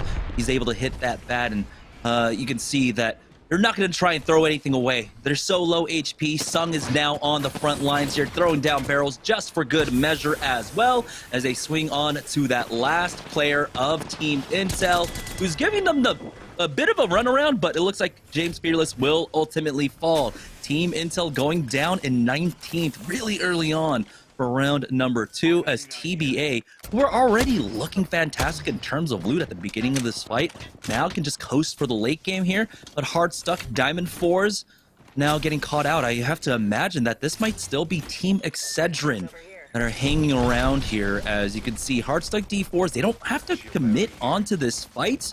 They can actually just avoid a lot of this one, but hey, you know, if you're hardstuck D4, you know that they like to fight a lot, as we've got another fight taking place here. Splash already getting a knock and a finish on to 1. They're just going to go ahead and full send on this portal. It looks like they're considering here, but Phoenix is a little bit low. They've already gotten the kill, and never mind. They're going straight on in to secure that thirst onto Gringo Jr., and then instantly turn around, hitting for Flesh, taking that player out. Splash picking up an early +3, already down to 17 squads, 51 players remaining, and round 1 hasn't even closed up quite yet. But Nestle Splash picking up some much needed points here. Not the best of game number 1, so this is a really nice bounce back for them, as I love this composition that they've been running, that having that Ash, having the Bloodhound for the team fight skirmish is so incredibly strong. And here it is, hardstuck D4s we saw on the northern side of Thermal Station have just completely avoided that fight that was that could have been taking place inside Thermal Station. They just end up redeploying past them now, wondering where that other squad is. Well, let's go ahead and swap on over to Nerf, though, who are trying to fight over this beacon building. Sleepy Panda is forced back because of that Arc Star, and it looks like, yeah, they're playing on the Southern Caravan here. This is the thing that I was talking about a bit earlier on. Is the ring going to hard pull down here towards this car, or is it going to hard pull over to the eastern side of Dome instead? Quick armor swap, as that Excedrin did cut off this squad, picking up the kills. Hardstuck D4s losing out on one of their own, and Excedrin turning over for the rest of this fight. It looks like it might just be the rest of hardstuck D4 stuck inside this building. Barrels going down, or at least, never mind. That was a barrel already being thrown, as it's just the 2 big boys left. Kimchi Lee took a lot of damage, and he gets 1 clip there, but Enemy is ready to fight on back. He needs Cruisin's help for this one. Definitely needs help right there, and what an amazing job coming through and getting that initial knock right there, even off of the scan coming in from Enemy. And Enemy's got this cover support on lockdown. Unfortunately, they don't have any grenades, and that's the importance of utility. You can have as much ammo as you want, but 1 grenade just makes such a huge difference throughout all of here. And kicking in the door is a huge mistake by any player right here. You definitely want to use grenades to go and utilize that one. The scan comes back in from Enemy. Enemy does have the Beast of the Hunt too, Jamerson, so I wouldn't even be mad if he popped that. They have to be careful, though. You can see the third party starting to show up behind them, and now they are forced to fight on the inside. They're forced to fight up against the Caustic, and it looks like they're just going to go ahead and back away, use that port to disengage from this fight. Unfortunately for Team Excedrin, they only pick up the 1 KP, but they survive, which is the most important part here. Avoiding that third party. Splash find themselves in a fight. They've lost out on 2. That's Fat Fruit Ninja picking that up, and somehow Light is the only survivor of this one. It's Fluid Gaming showing up for that. Saw the charged up PK and the portal coming through. This is Halo Infinite. They'd probably be accused of cheating right now for having glass walls or something along those lines. We wouldn't even go down that route right now. But Fluid Gaming locking down the no-name area across from the lava area. And I like this spot, but when you have to make your way on over towards Dome, you're definitely going to need that Valkyrie in the Skyward Dive to go and make your play. But 16 squads remaining, and this is what you could kind of anticipate. It's probably going to continue to be slow for the most part here going into Zone 4 and to Zone number 5. I'm expecting probably about 4 or 5, maybe 6 teams in that final circle. Yeah, we'll see if Blight can turn back around, but they are hard camping the banners, so I'm pretty sure that Blight's going to be stuck on the Tomcat rat cam for the rest of the day. You can see he gets confirmation. There's still someone on the roof, and he only has about 25 seconds left to come in. Zone is coming in, though. Might leave a window open as Team Excedrin actually turned around for this fight once again. Rhino C was brought back into the game. He was rezzed back into the game, and that's going to be an additional kill point that Excedrin pick up once more. Now, how long do they stick around? How long do they take this ring damage? You can see that they were able to reset these barrels, and we're in the same situation, but this time around, you still have, now you have to deal and contend with the ring damage. Yeah, it's such a tough spot to be in right here. But if it was round number 3, they would be absolutely done for. Still a little bit of time. And the rotation now has to 1,000% be through cruising. I mean, you're going to have to portal through somewhere. And maybe even redeploy off of the balloon directly in front of them. I'm not quite sure without having a Valkyrie. Probably going to be able to pull this one off. Speaking of pulling things off, Unorganized pulling out a pretty easy team win over here. No one's going to lose any HP. Going to hit him with the wrench right there and put a little extra style points on that team fight. That was a pretty easy team fight there from Unorganized. Yeah, they're right here on the edge, and they've also got control over this beacon. It does seem like there's another team, though, that's inside of the building for the time being, so it will have to be a full commit bubble onto it. They'll have to wait another 12 seconds before they can try and pick that one up, but imagine it would be incredibly strong for them to be able to get it here in round number 3. Also picking up this additional loot, finally getting tagged by that squad, and I feel like not being able to hit that beacon might punish them a little bit in the future here as they start rotating back around, trying to go to the north side. They might actually end up running into Team Excedrin, and that might be the squad that's actually pushing through the choke right now. Shots going in over towards the side. Flatline massive combo over here with the 1-2x. Definitely not my choice of scope for coming in here, but another composition that is extremely strong in all facets, especially here in this team fighting scenario. Bubble coming down, doesn't even need the barrels, and that is it. The last player is going to go down. Unorganized with 2 wins on over towards the side over here, but they're going to have to start moving over towards the zone here. Replicator is behind them, so if they want the health beds and batteries, that could be a move. Yeah, that's not bad of a trade-off at all. Giving over beacon control to instead pick up the extra KP themselves, as Zub Zitty was the squad that was posted up here on that beacon building, but now they have to start considering their rotation. We've got 55 seconds to go before this starts closing in, and now it's team start a fight, making their way to the backside of the zone. You can see there's already a squad already posted up there. Now they can try and survive on the cliff side. You have to be careful. Some of these rocks you do end up sliding off of, and so you have to be very wary of which ones are which. And it looks like they do find a nice plateau to play off of here. Wondering why all this utility is being thrown in at them right now, but team start a fight. It looks like they were able to just fully reset. They've got that black market boutique down to try and pick up extra heals and extra utility as well. Let's move this way. I feel like I've seen this before. Isn't this where Gentrifying throws a couple nades and gets a triple kill, or was that Designful? I can't really remember. Team Liquid I know wants it was to forget Team that, Liquid. Tom. they were smooching, they were snuggling in the back over here, and you know sometimes that's a little bit too deadly, and I think that's what could happen back there in the back of Dome. They got to be careful that they don't get a little too cute. And now Spacelanders are trying to figure out how they can work their way into Dome. They do have that skyward dive, so when it comes to it, maybe they just play on the edges here, and then you can see they have a ping down on top of the eggshell and just try to live up there. It is definitely a possibility depending on how hard this ring pulls on in. We haven't really been able to pinpoint exactly where this ring is going. But more importantly, they have to deal with other squads that are coming in from the northern side. You can see, keeping an eye on it for the time being. Last time we checked in, Team Vizio were playing off the northern eggshell here, but I can't expect that this is going to be them at this point in the game. Typically, we know round number 3, round number 4 is when they try to find that center zone spot. and it looks like Spacelanders are going to be forced to bubble early on. A defensive bombardment on top of them as well as they try to walk this one in. And now they are in some trouble. They're going for a skyward dive without a bubble. Good idea. I think that the call was a little bit too late. They recognized the situation, but it ended up working out for them. It ended up being pretty good timing overall. They're going to try to make their way on over towards the top of the eggshell.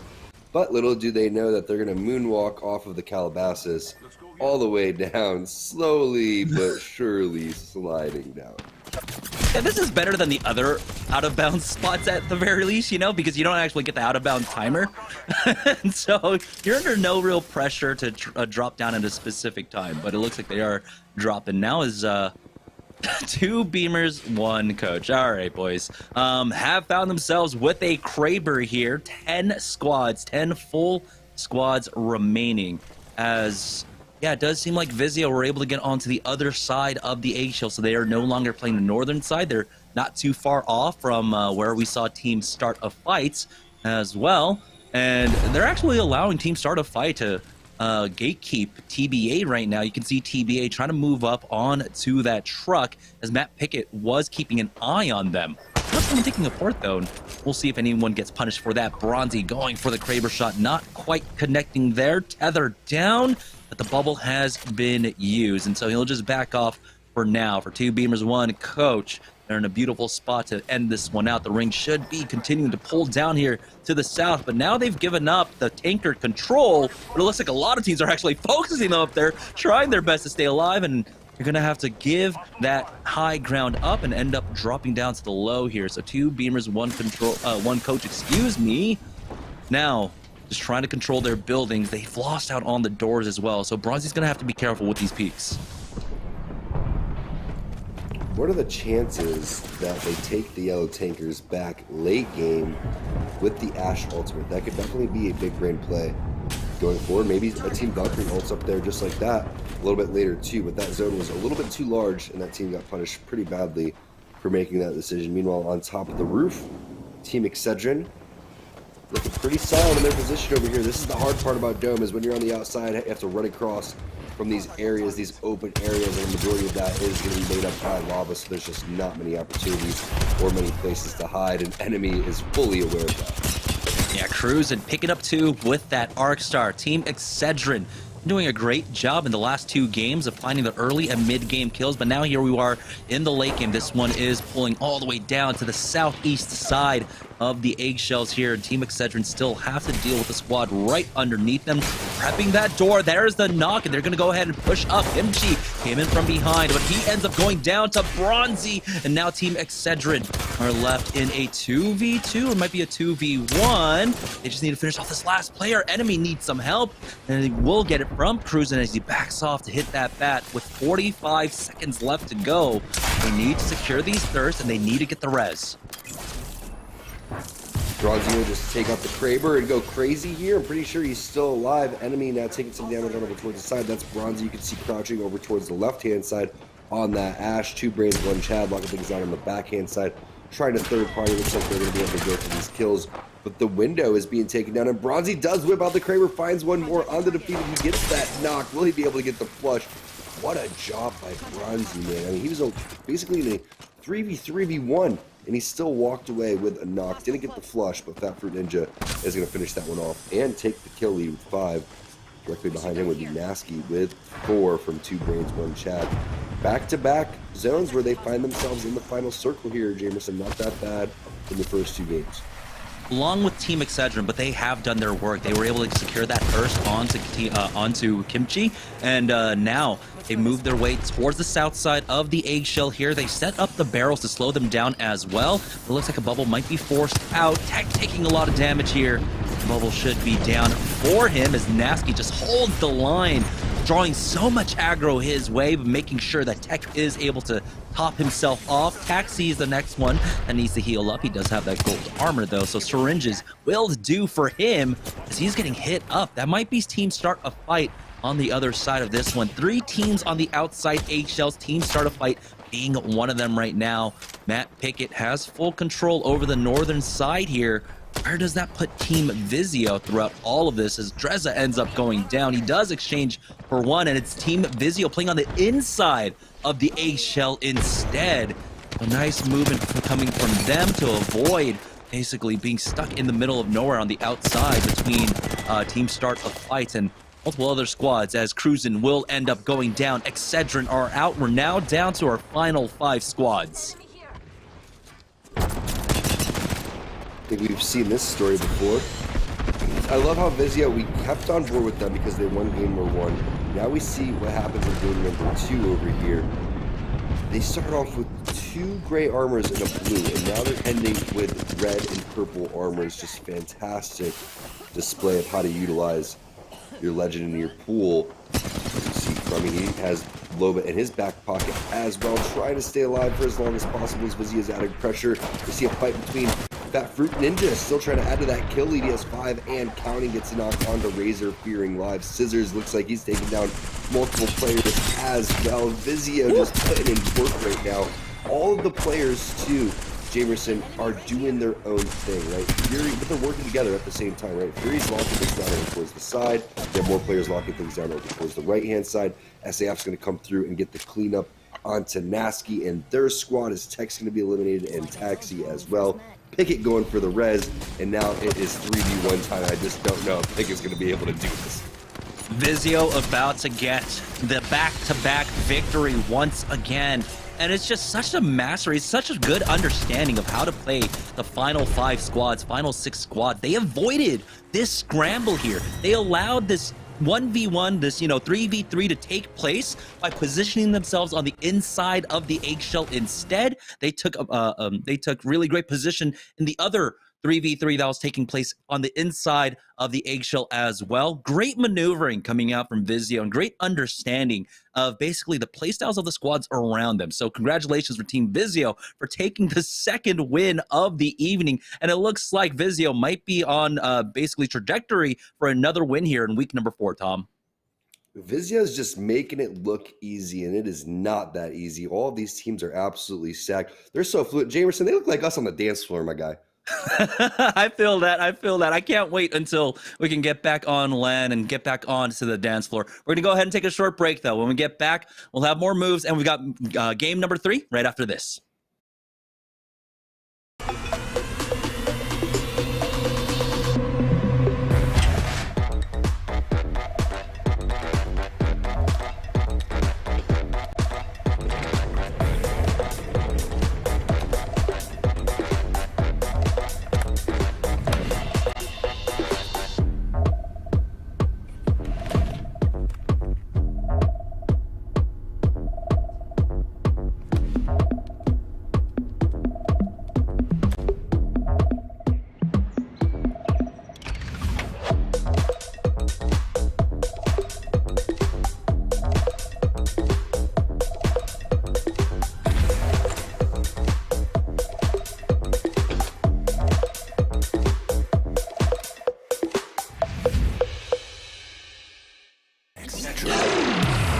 Now, even the biggest headaches are toast. Excedrin keeps your head in the game. Or no more throbbing noggins. Excedrin, game over for headaches. It's refreshing, refreshingly sweet, but without sugar, 0 calorie treat. They're all our top fresh flavored splash. It's fruit freshing. Back-to-back wins for Team Vizio to kick off open night tonight, and they just continue that trajectory at the top of our leaderboard. They'll continue to pad that lead that they built in game number 1.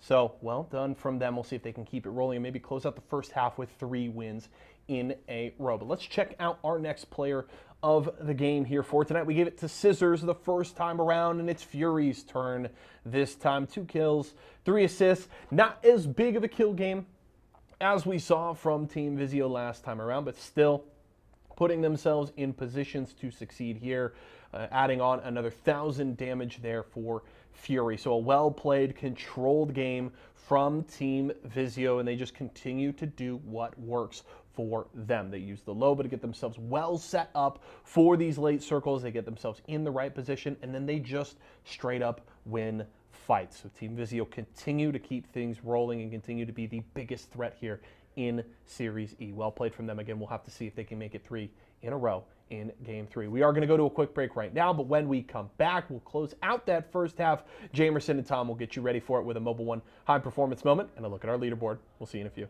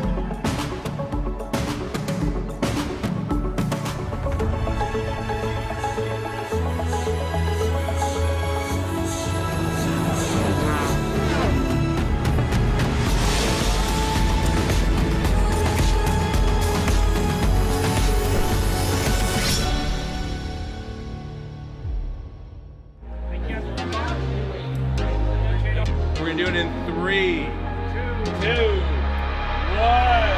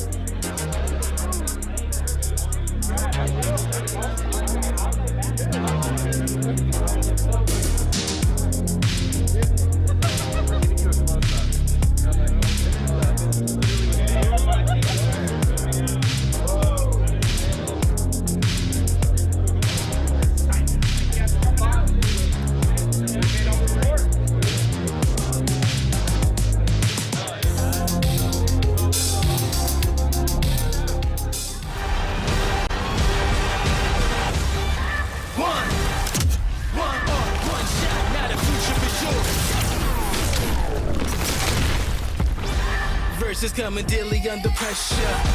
Working on the plot and the scheme. The true side walk is at the edge of your dreams. I'm talking. Yeah.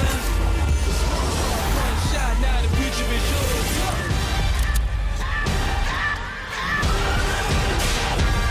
I'm turning dreams into reality. In the lab with the formula and chemistry. The memories spark and motivate and make the industry shake. With the bars and the breaks, I'm talking one chance that was so good for the goal. It's one shot, now the future is yours. Let's go. What's going on, ladies and gentlemen, and welcome to Eat, Speak, Compete. Eat, Speak, Compete. Yes. Name, incredible. Logo, even better. I'm your host, as always, Yeso, joined by my co-host, Luke, Shimone, Brew. There's a lot to unpack there. I don't even know where to start. If one of the North American teams doesn't win, their 2021 season is done. I got my fingers crossed. I think you got this. Let's turn more towards the competitive side. They finished strong. Like 35-2. They finished strong. They looked. If the only intent is, hey, let's make this game as esports as possible, then sure, but that's never going to be what Nintendo does. And I'm very curious to see what kind of their first take on what a Valorant World Championship should look like. Dang. That's super fun sounding. Yeah, I think it's going to be awesome. That sounds super fun. I think that like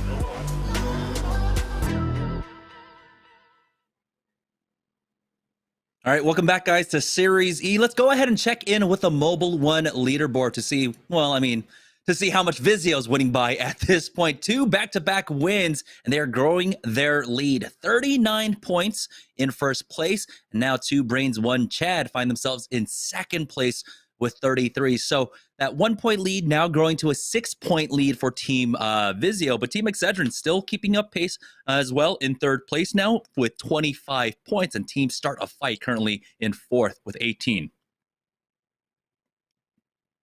What a job. I mean, Vizio is just looking so good in the way that they approach the situations. They're honestly dominating the map. 2 Brains, 1 Chad, they're pretty close behind them too. And it's just a masterclass on how to play Apex. Honestly, I'm so impressed with the way Vizio has been able to go through and just handle business. Yeah, we're seeing some great macro calls coming out from our top squads right now. Let's go ahead and check in with the Mobile One high performance moment from game number 2. And it was basically Team Vizio controlling this. They understood the situation that they were in. It was 5 squads remaining. They knew that there were 2 teams still outside in the eggshell, and then 2 teams that would be fighting inside the eggshell here inside Dome proper. They took the much smarter, easier fight for themselves. Were able to third party this one, and then ultimately they saw the trades for the other fight, and were able to push up with a huge advantage.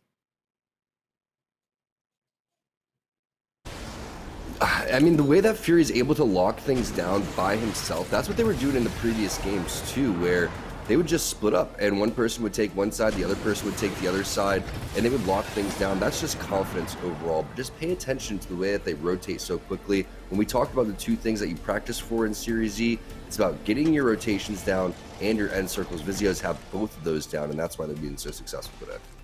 And you're right here. Honestly, it's just the mirroring of like TSM's style early from early like 2020, right? And such. I mean, they've since evolved, but I mean, this is basically what they've been doing. It's just loot early, give up positioning, or I mean, give up the loot. Don't try to craft for like a minute straight. Just go ahead and start moving at around a minute 50, a minute 40. And this time around, they're gifted with a pretty close zone. The problem is that this is now where a situation where you want to actually have the additional loot, because they don't have to go far. They'll already have the priority spots that they probably want to play off of, but they're going to need the extra loot to try and hold it down. But they're already moving. It's 2:30, and they are already on the move. Yeah, the Vizio is just so good at the way they do everything, really. But what's crazy is this zone, it could really bounce everywhere, Jamerson. We don't really know when we look at that first zone, in the second zone, exactly what scan that we're going to have. What do you think? Is it going to go maybe Harvester, staging? What do you think? Yeah, this one, from what I remember from seeing it, I feel like it might end up pulling over basically on top of that beacon.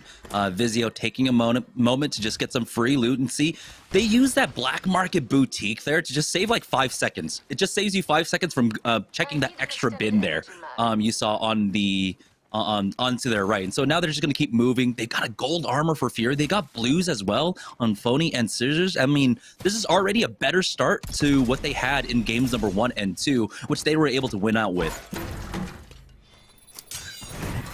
That's completely true. I mean, having gold armor, they're going to keep that the majority of the game. And the thing is they're going to pick between having gold armors and red armors, because they're just going to straight steal everything overall anyway. But back on board with Nerf, I believe, if I'm not mistaken, Nerf was finding themselves in early fights in the previous games too.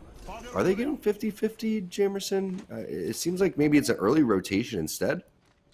Oh, the fact that they only have the blues kind of signifies to me that they did get 50-50 and the other squad might have been able to steal away for a purple from the gondolas. So I feel like they are getting 50-50. I mean, Nerf is always getting 50-50 over here at Lava Siphon. So many teams end up putting focus here. You know, it's Lava Siphon, Climatizer that are very heavily contested on almost any match day. So understandable here, but for now, Team Nerf are going to back away. One thing I want to know, we did see that Team Vizio, the last time we were on board with them, they had hit the scan and their instant ping was to actually go over towards the respawn beacon building. So they're going to try and play off of there. It's going to be a great spot for them, especially as a Loba squad.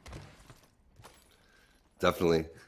I'm just so distracted by the new Nerf guns that we saw, especially the ones that are in Dealer Steal or Stealer Deal. I love those. I'm gonna have to get a little care package. Or maybe just go and buy one from Walmart myself and have a little Nerf battle against myself because I don't have any friends. But you know, back in the day. Yeah, getting yourself like the new Nerf, like the bar blaster. That one looks sick. That one looks absolutely insane. It kind of looks like an AUG. I would definitely love one myself. I think it's been like 20 years since I've owned a Nerf blaster, but right now, water balloon fights, Nerf blasters, and s'mores. Bring me back to when days were simpler, dude. I feel like once we get out of this pandemic, everyone's just gonna like go like crazy, right? And it might go back to like Pokemon Go days. Remember when like Pokemon Go came out and everyone was outdoors at the park? I feel like once the pandemic's over, everyone's just gonna be partying at parks. Yeah, if people try to steal my Snorlax, I'm gonna hit them with my Nerf gun. All right, Nerf though, starting to make it rotate. They're not happy with the loot. Getting 50-50 contested, only walking away with blues from Lava Siphon is not a great sign. They might have themselves a vault key though, as they are starting to indicate their way on over here. I mean, the fact that the ring is in the opposite direction feels like they should have a vault key. And so that's going to be nice for them. That should be at least a purple for them. Never mind. Just open up the bin and get yourself a purple. Level 2. It's always nice when that happens, but for me, whenever I open up these vaults, I never get anything good. Let's find out what they got. They're thumbing. They got multiple golds in here, gold helmets coming through. Not quite sure if they found a gold bag, but it's a pretty good situation to be in here for the Nerf squad. And Turns rocking the triple take massive, basically double shotgun coming in for turns, and the triple take is just so annoying to deal with from so many different angles and ranges. We'll see what they're going to be able to do in terms of that. But I like the double rotations from the Nerf squad. But when you look at the Nerf team, right, you can see that they are a little bit slower in terms of how much time is being wasted, right? Jamerson, they've already dealt with the 50-50 over towards the side. They are late to go on over towards the vault. Meanwhile, Vizio has gone and made this move minutes beforehand. And when we're talking about the difference between 5 or 10 seconds, minutes behind puts you in a completely different situation, and you can't even play that style of Apex anymore. Now you have to fight your way through, or you have to make a late Valkyrie rotation after you find a scan onto round number 3 and round number 4 zones. So it's all about how you play. And I think because Vizio has their exact playstyle down, they know exactly what they want to do, and it's worked. That's given them so much confidence on how to go and play that. And it's just imagine having a strategy, right? You know what you're going to do. If you don't really have that, you are going to be split in your decision making.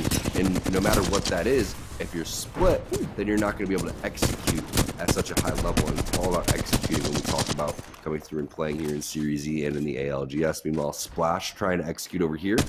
They have a couple of players located on over towards the side. Shot's not going to hit on the zip line. That's not really the weapon that you're looking for in that type of situation, but they're going to fall back and lock down this building with Caustic. Should be able to easily hold this one.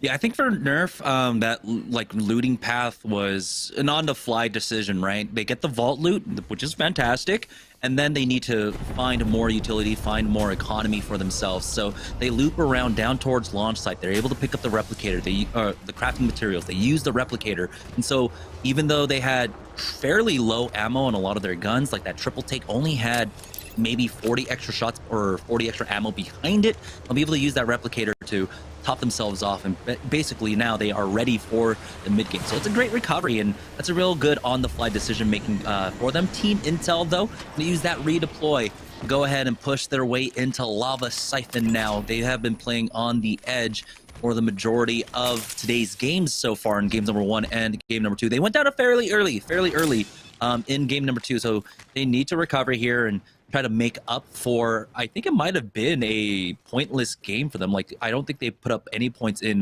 game number 2, so they need to make up ground here. And I think right now, just rotating around the edges, they can make their way into Harvester and maybe find a fight. We'll see in just a moment. Round 2 now with 2 minutes left to go, and we're down to just that one squad that went down earlier on. So 19 squads, full squads remaining.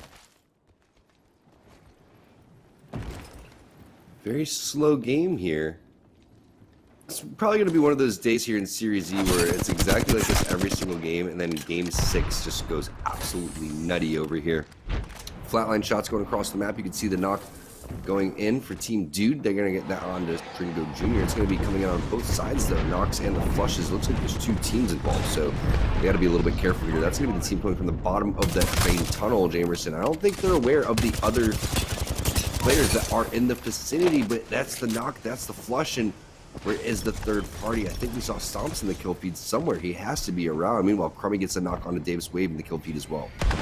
Yeah, just a clean fight for them. It's going to be a Valk redeploy being used by that squad. Team Dude don't even want to try and focus them down. They're happy to pick up the kill points that they did along with this early game loot. 2 brains, 1 Chad in an early fight, but Natsuki's already gotten 2 knocks onto Team FG. It's going to come down to a 1v2 here as Tech slides on in to try and finish him off. Having a little trouble here as he takes that port right on in and is able to take him out. Never mind, Taxi goes down as they're trying to hit that res onto Nasky here. So Tech is going to spend this time hitting that bat, and he's got to hope that Taxi doesn't go down here. We know that there's a squad over there.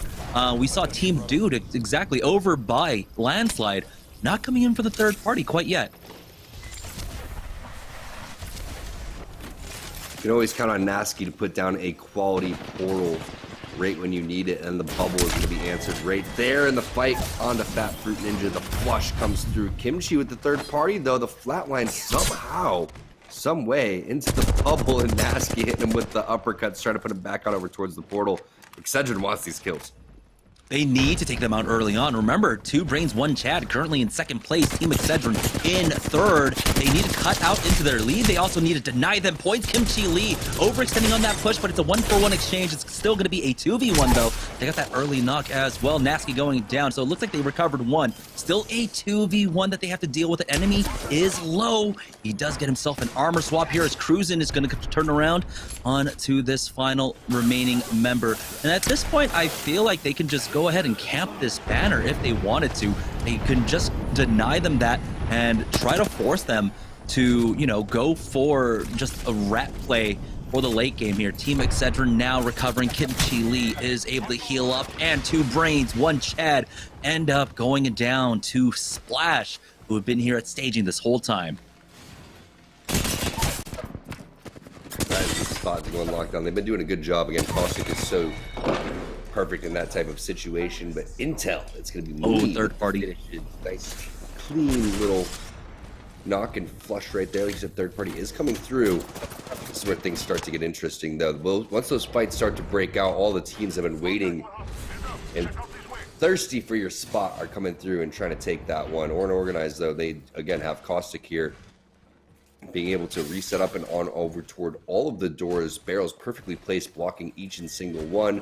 Going back, you know, one thing's been for sure, it's gonna sound really silly, I don't know why I'm saying it, but our door control has been good by all of our teams. I know that's a very random thing to say, but it's extremely important. Door control in terms of locking things down with the barrels. Every time a door has needed to be blocked, it's been blocked. Every time you need to back off from the door, it's been backed off from. Every time a grenade has needed to go and connect, besides maybe 1 or 2 of them, they've gone and flushed out those grenades. But door control is very important. I know it's a crazy thing to say, but it is.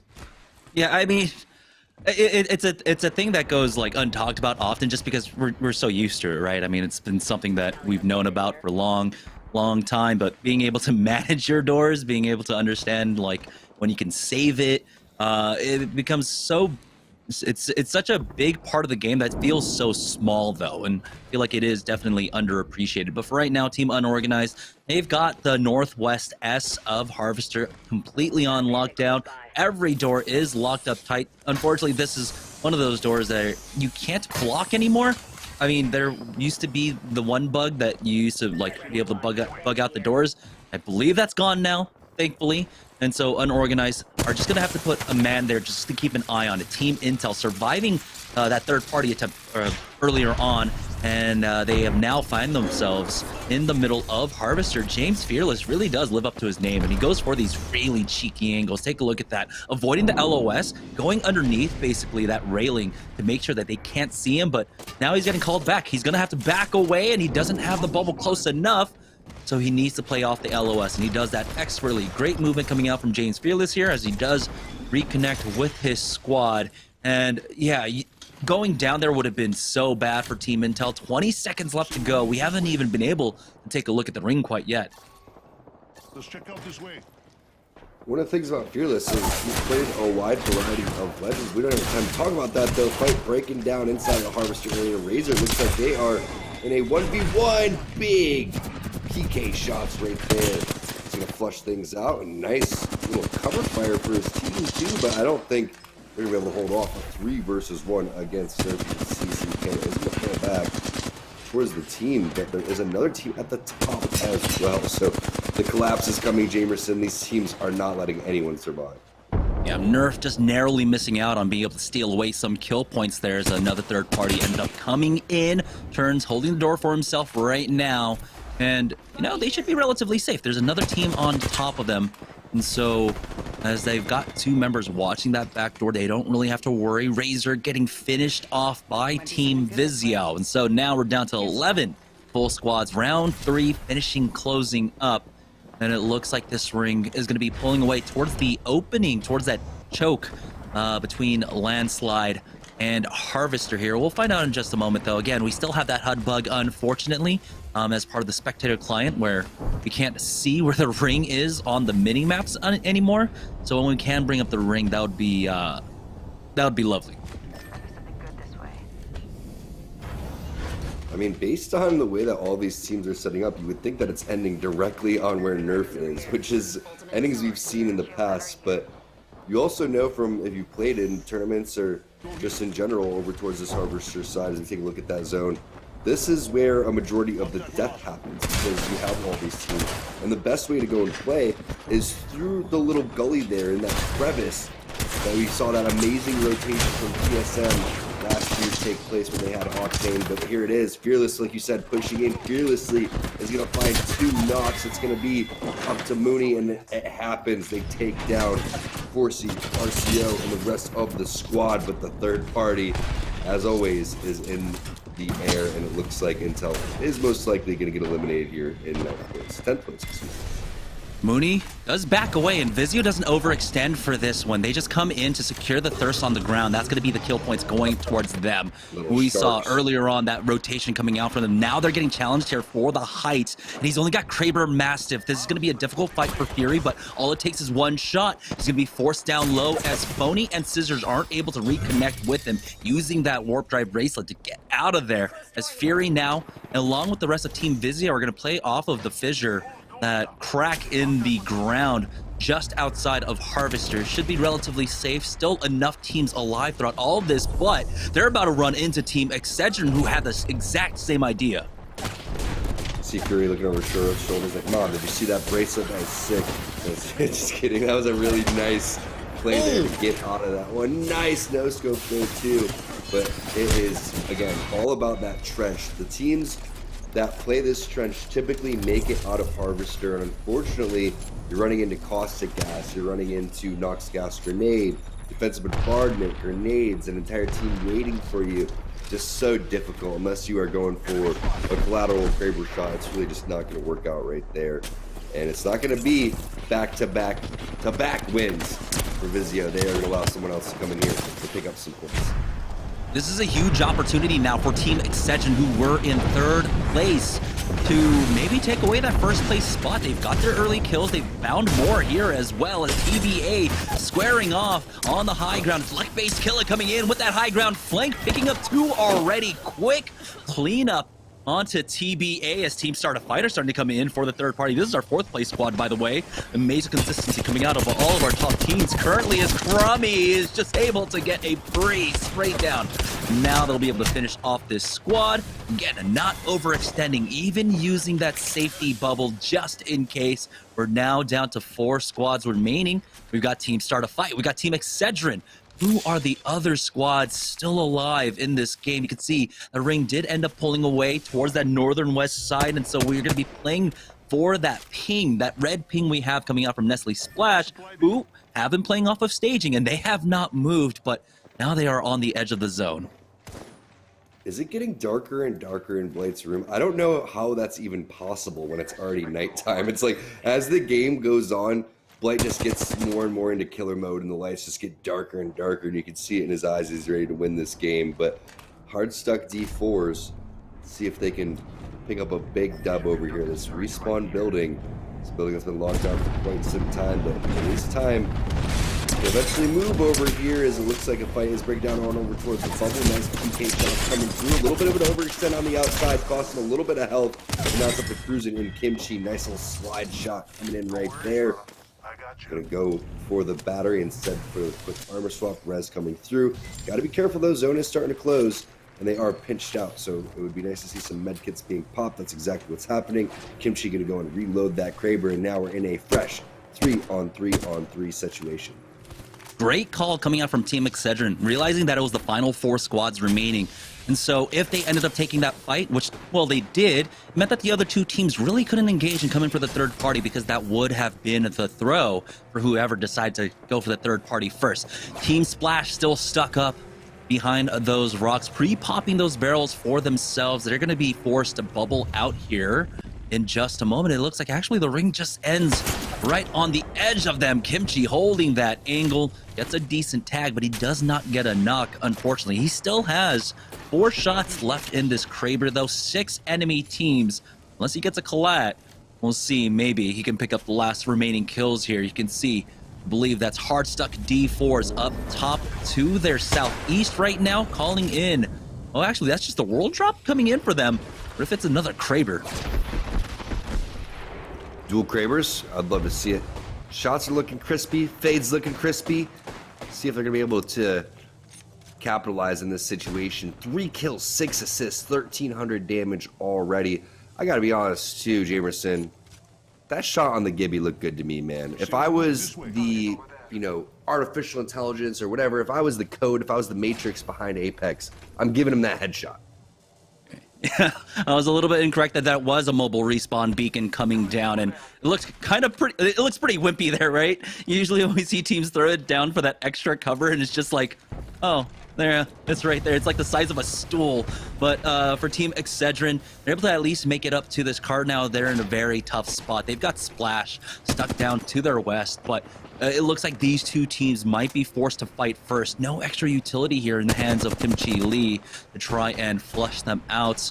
And I didn't get a look at how much longer he has. Ooh, it's 50% for his defensive bombardment, and they're getting forced out themselves by Splash. You can see he's gonna have to bubble shortly here, as no, that defensive bombardment ends up going into the entire mountainside. So whoever threw that getting absolutely no value whatsoever. Nice patience on that bubble, as you can see hard stuck D4s. They're able to find an angle onto Splash, and they're helping out Team Excedrin on the other side of this one, as the knock comes out from Blight answering back. That's a 1-for-2 exchange for hard stuck D4s, but now they're taking so much ring damage. Team Excedrin are just gifted this final win. They just need to secure all the kills on the ground and do this correctly.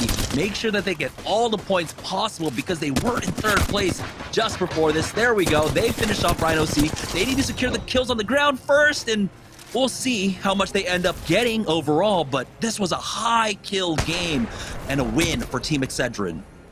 What a win from Excedrin, and I'm also really impressed by our open teams coming in there. Hard stuck D4s.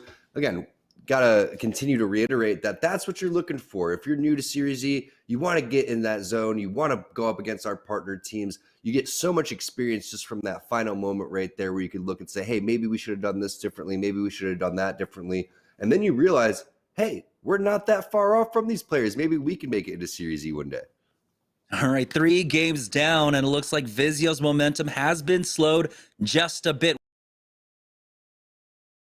We've got 3 games to go to the halftime break. When we get back, we'll have game number 4 after this.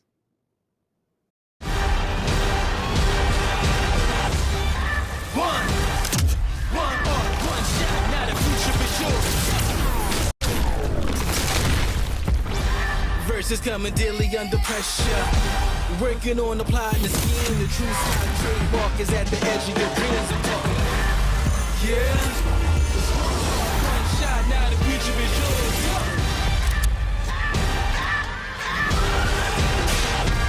I'm turning dreams into reality. In the lab with the formula and chemistry. Your memories spark and motivate and make the industry shake. Put the bars in the breaks. I'm talking one chance that was so good for the goal. It's one shot, now the future is yours. Go! Excedrin. I'm fading. One bad headache can crash your entire game. Excedrin relieves headaches fast. Excedrin, game over for headaches.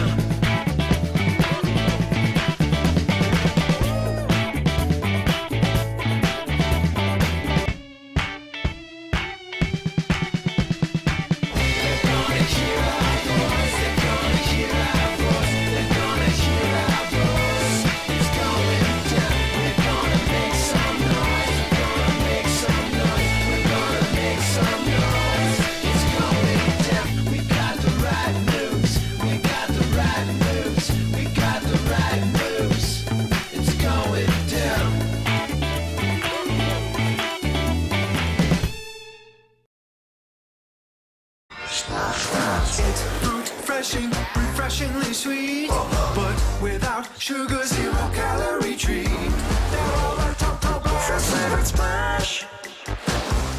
It's fruit freshin'.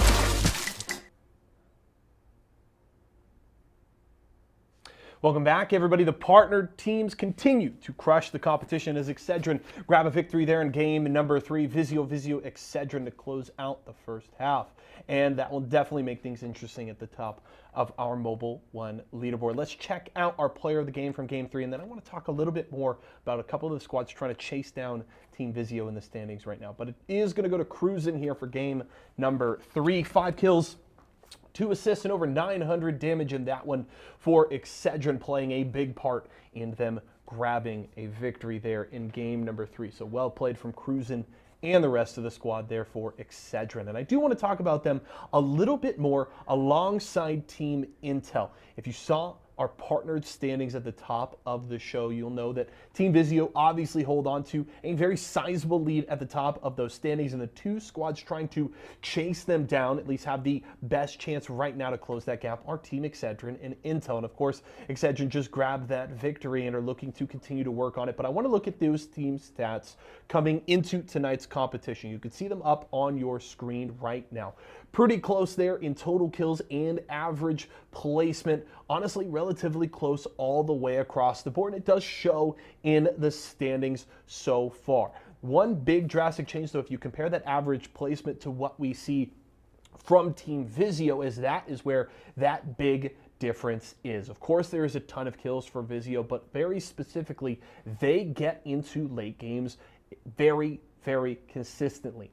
20 top 5 finishes for Team Vizio compared to the 9 and 12 for these two teams do make a big difference in those standings. These teams do have the fragging power and at the very least do consistently finish inside of the top 10 as opposed to outside of it, but there's still going to need to be some work. But Excedrin and Intel are definitely the two squads to keep your eye on, not only through the rest of tonight, but as the season continues, because while that gap is large, it is a long season, and these teams do have a shot to try and chase down Team Vizio. Do want to remind you guys, of course, if you want to pick up maybe some Excedrin or Intel gear, you can over at shop.esportsarena.com today. And again, if you use promo code SEASON4, that's season with the number 4 at the end, you can get a discount on your order. That's shop.esportsarena.com, promo code SEASON4. That's going to wrap up halftime. We're going to go to a quick break, but when we come back, Jamerson and Tom will get you ready for the back half of tonight's games. Don't go anywhere.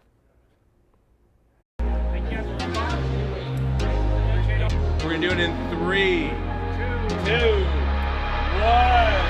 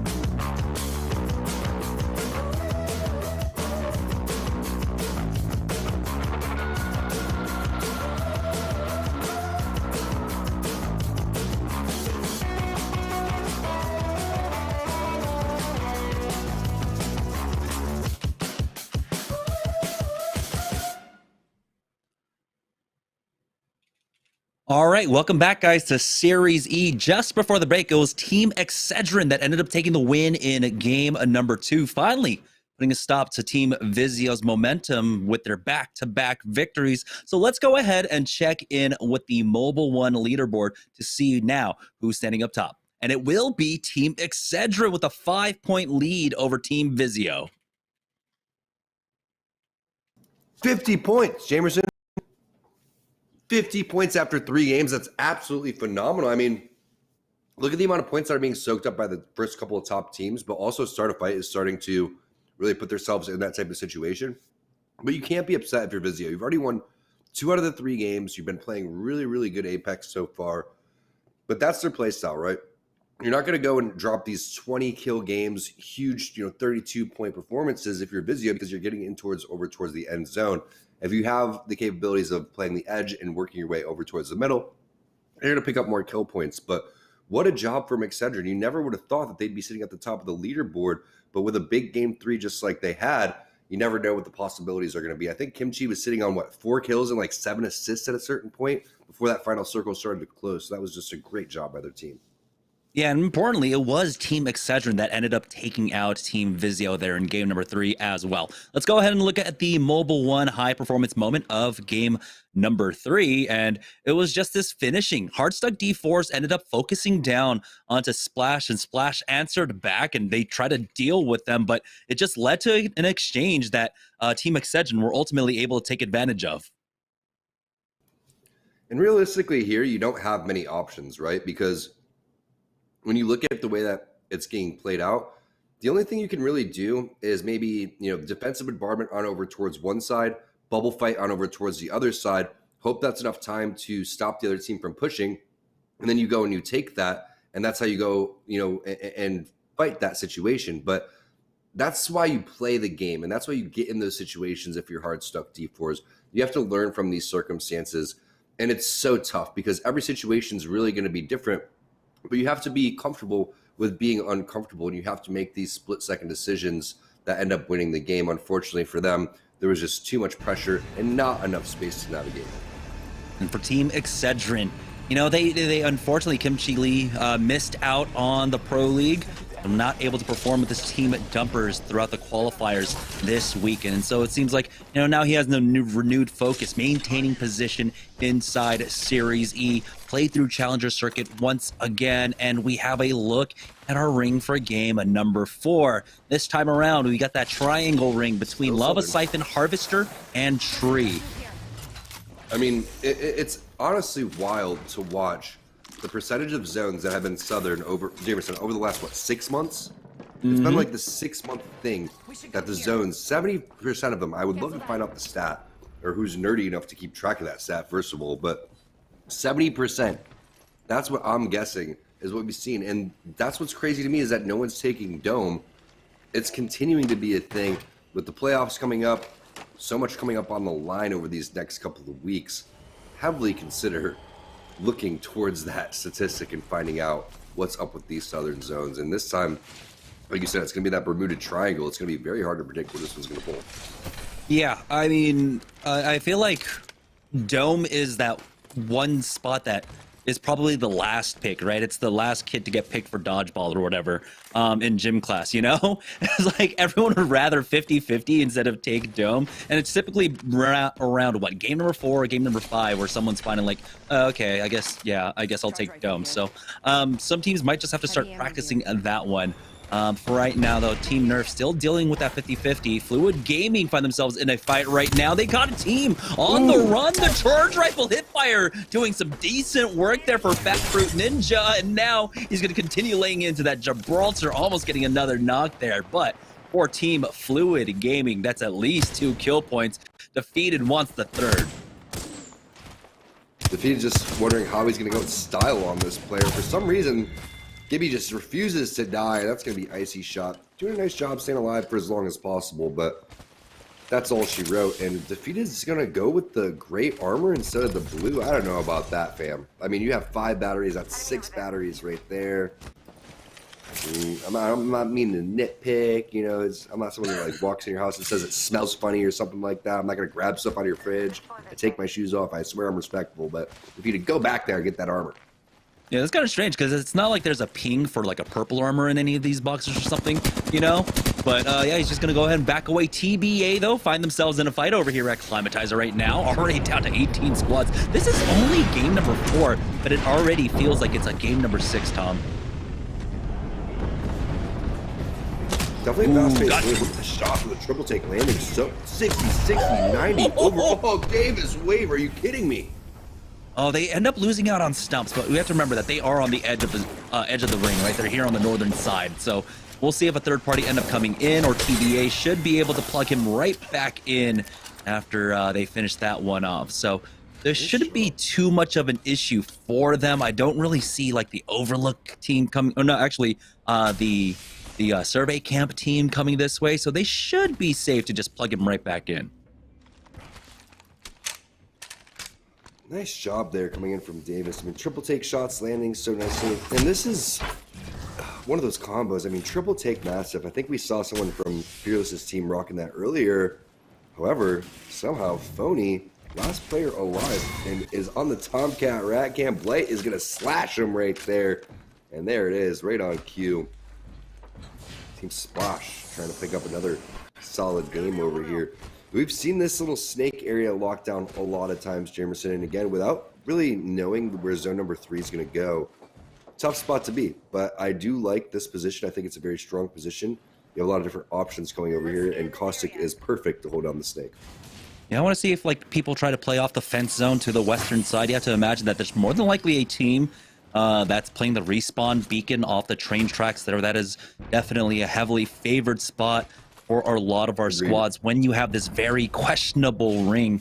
Right now, Spacelanders, that is that squad. They do have position up top, and they are ready to hold this one down. Blue Armor's not the greatest for themselves, but they should be able to work on that from this spot. I mean, you have all the angles around you to try and poke at teams that are trying to rotate in, and so they should be good and be able to secure those purples relatively easily for themselves for now. So Spacelanders just surviving the fray. They're now at the top 16, one squad away from at least securing a placement point here really early on with 1 minute and 50 seconds to go before the zone even finishes closing. It's crazy how fast this game has gone.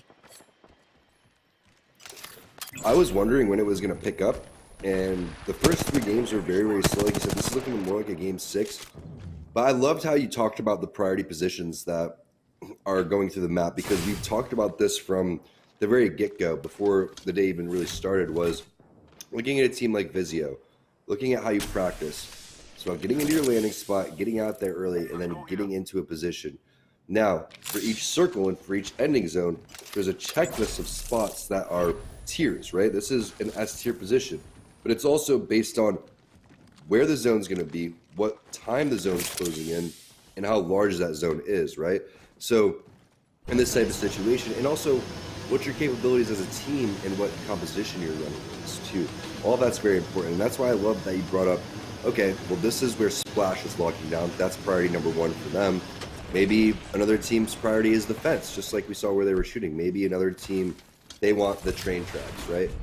A team like Vizio, for example, even though they're eliminated right now, they're going to go and look and say, okay, we were eliminated because of this on this rotation. We didn't get to spot X fast enough. And that's really what the key to Apex is now. And Nerf, they're in a similar situation. They probably had a bad rotation off the get-go. They didn't loot fast enough. They didn't get to their spot. And now they're stuck fighting a fight that they weren't expecting to take over towards this Lava City side.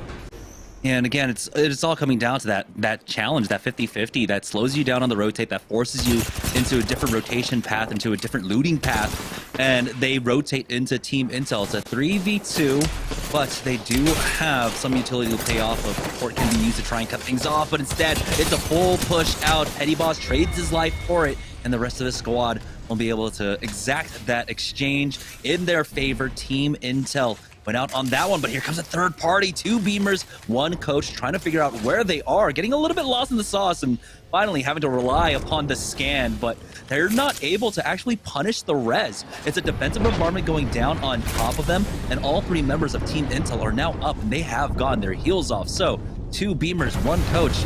Just not great on that execute from the third party, which they should have been able to. Fluid Gaming in another fight. Gringo Jr., the first one to fall. Fat Fruit Ninja calling in that bubble for himself and gets the hip fire on the charge rifle to get the knock onto 1 more. Great fight for Fluid Gaming as they'll pick up another +3.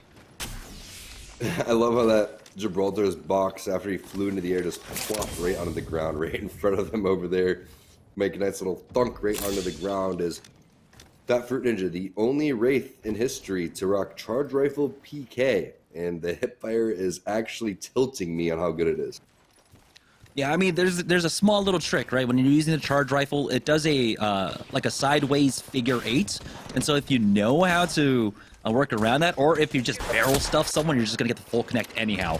TBA though on the rotate catches them out. They've been cracked though. Both Sung and Stomps need some time to try and heal up here. Davis Wave tries to charge up forward. Too big. 69 connects their defensive bombardment, going down as the bubble's already been used. He needs one of his own for his squad mate. Backs off to help out Stomps, but somehow that Wraith is able to get out scot-free, finally getting tagged as they get the knock onto Relay. So Fluid Gaming about to lose out on this fight. There's Fat Fruit Ninja falling. TBA punishing them.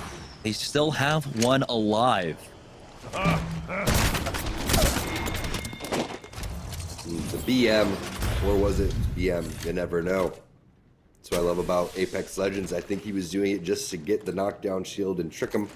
But he could have been rubbing it in and saying, hey, take this, my guy. Meanwhile, taking a look at where they have to rotate towards, this is going to be another spot where I think it's going to be a Valkyrie rotation, right? This is that area, Jamerson. It's a little tricky getting from here on over towards Harvester because now everyone in Harvester is going to be looking at you. Yeah, one thing I've wondered is, if you try to go that thermal station route, maybe go onto the other side of thermal and wait things out on that side of the mountain. They're not going to consider it though. They're going to swing their way on over towards that lava siphon connector instead and just work their way in from there. A lot of loot left over here, surprisingly enough. You got bins and there was extra energy ammo, but doesn't look like Davis Wave had any additional slots there.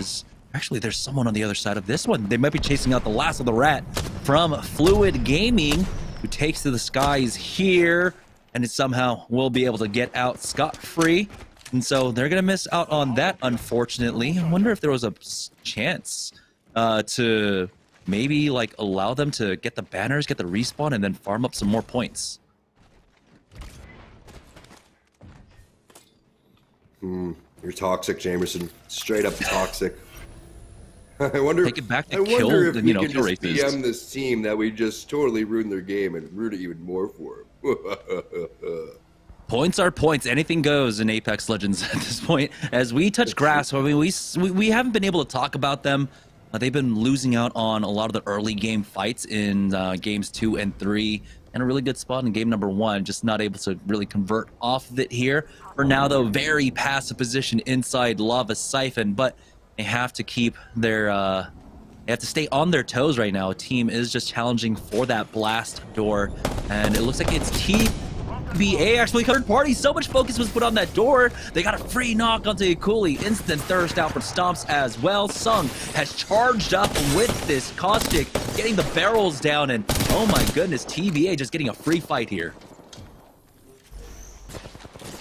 Nicely done. Coming in again, triple take, very, very strong, very potent in all of these situations, especially in the right player's hands over here. We touch grass.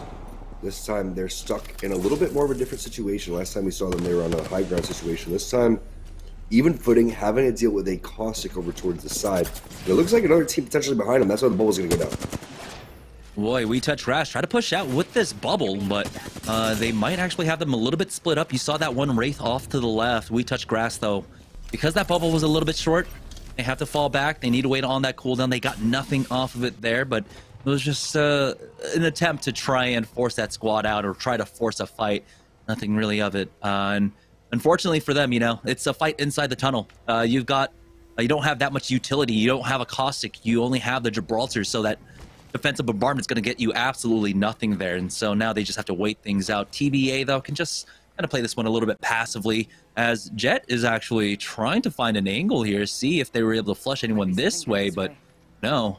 He's going to back away now as we've got 45 seconds left to go before this next zone starts closing in. And I'd love to have a check-in moment with the map when we can. Speaking of maps, where's our boy Crypto?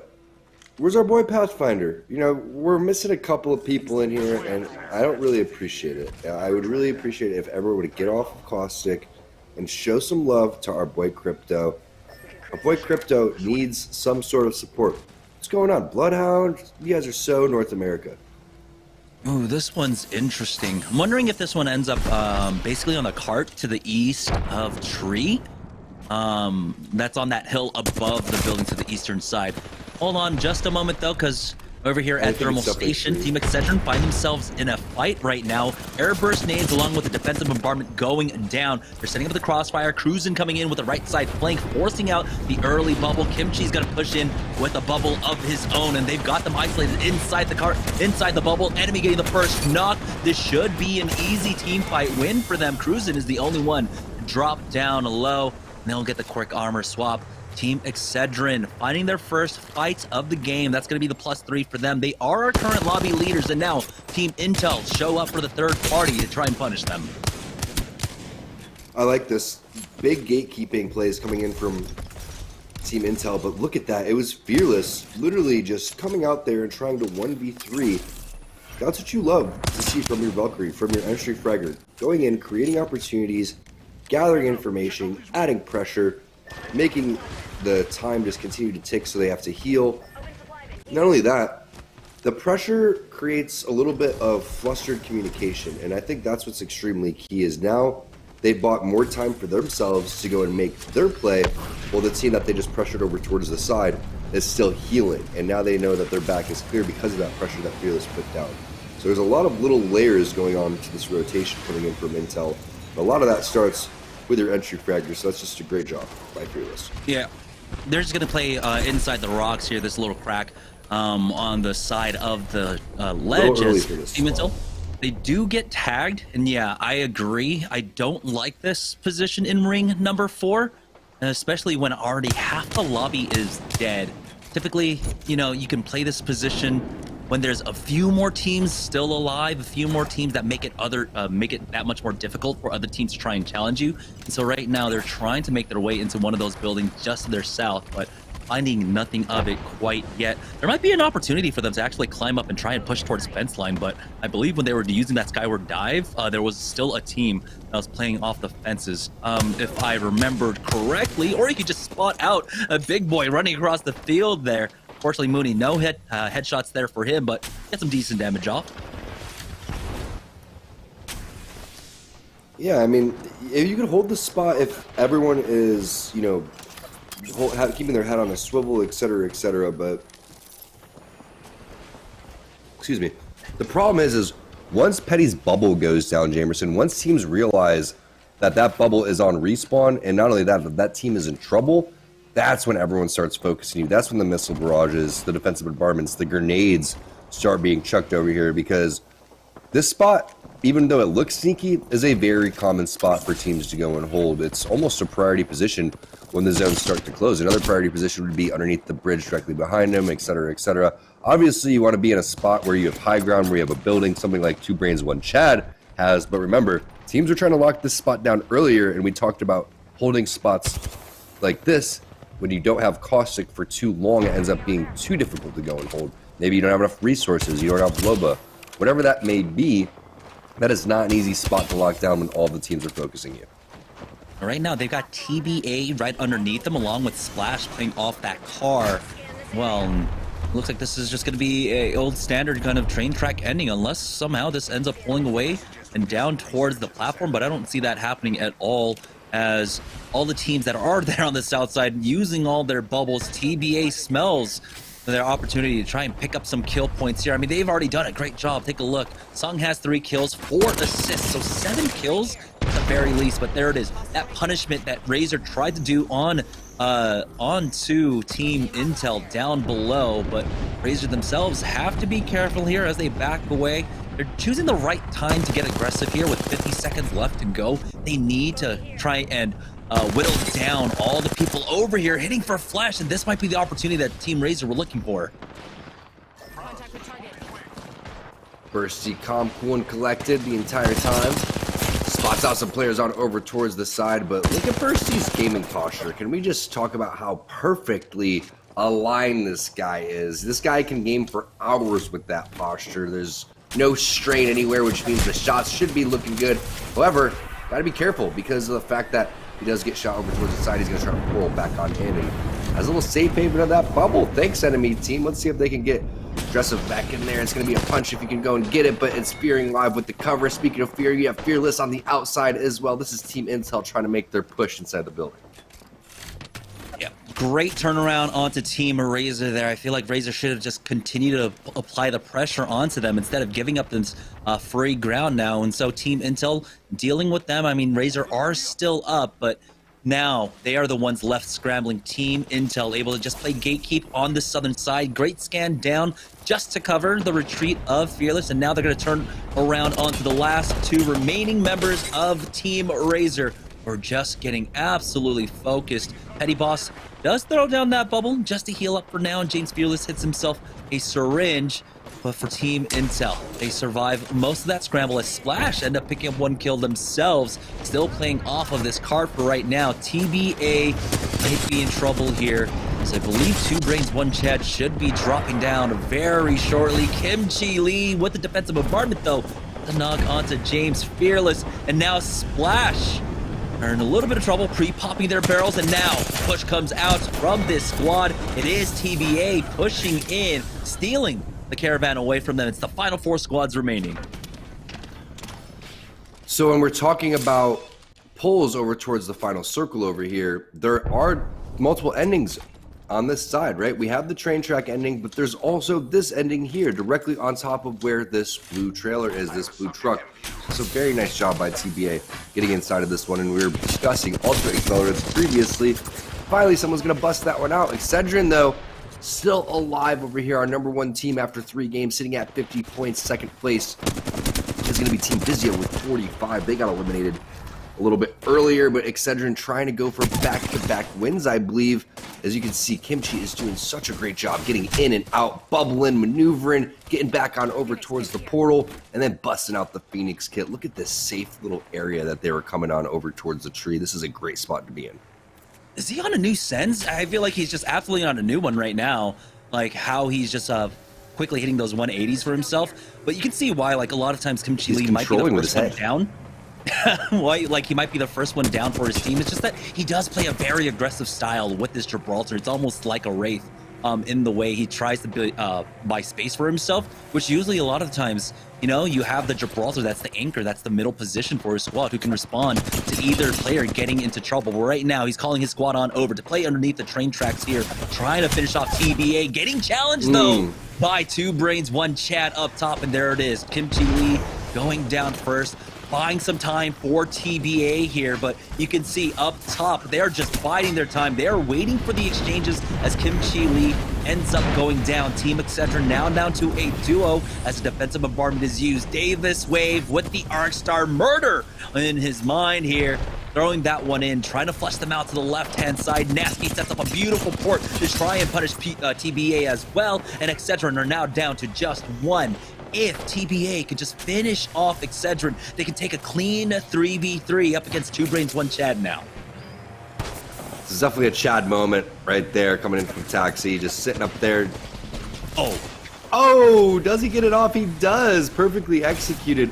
Now, with no barrels coming down, it's going to be all shots. However, they know exactly where they're going to go because the portal coming through. Sung with the Prowler. He gets knocked right back on over towards Tech. It's coming down to Tech versus enemy for Excedrin. But, oh, no. Accidentally takes the portal. Somehow doesn't even take a damage throughout all of that, though. Is he going to be able to do it? No! TBA clutches up just in the last moment there. But enemy very nearly is able to portal hop around to win out the 1v2. Still secures the second place finish, though, for Team Excedrin, who were standing on top of the leaderboard. They had a 5-point lead over Team Vizio going into game number 4. So that's another strong game for Team Excedrin. Nice job by Excedrin. Enemy almost pulled that off. He basically got evaporated. I'm not quite sure how he goes from 100 to 0 really quick, but that was some amazing play by TBA. Strong performance from all of our squads in that final circle. And we have had 4 Southern zones, but all 4 games have been highly entertaining. Yeah, and they've been, you know, different zones. You know, it's not like all 4 thermal zones or all 4 lava siphon zones. So it's still been relatively different, but I would like a change of pace. You know, it is wintertime. We should take to the mountains. Let's go to the north side of the map where it's a little bit cooler. We're going to go ahead and take a short break. When we get back, we'll have game number 5 of Series E after this. What's going on, ladies and gentlemen, and welcome to Eat, Speak, Compete. Eat, Speak, Compete. Yes. Name, incredible. Logo, even better. I'm your host, as always, Yeso, joined by my co-host, Luke Shimoni. Brew. There's a lot to unpack there. I don't even know where to start. If one of the North American teams doesn't win, their 2021 season is done. I got my fingers crossed. I think you got this. Let's turn more towards the competitive side. They finished strong. Like 35-2. They finished strong. They looked. If the only intent is, hey, let's make this game as esports as possible, then sure, but that's never going to be what Nintendo does. And I'm very curious to see what kind of their first take on what a Valorant World Championship should look like. Dang. That's super fun sounding. Yeah, I think it's going to be awesome. That sounds super fun. I think that,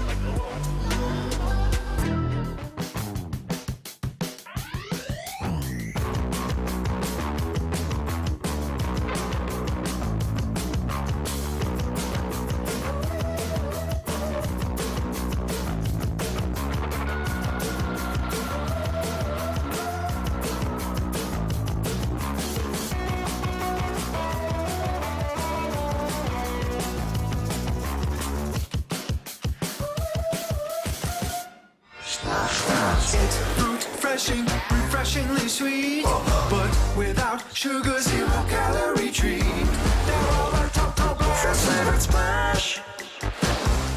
It's fruit freshin'.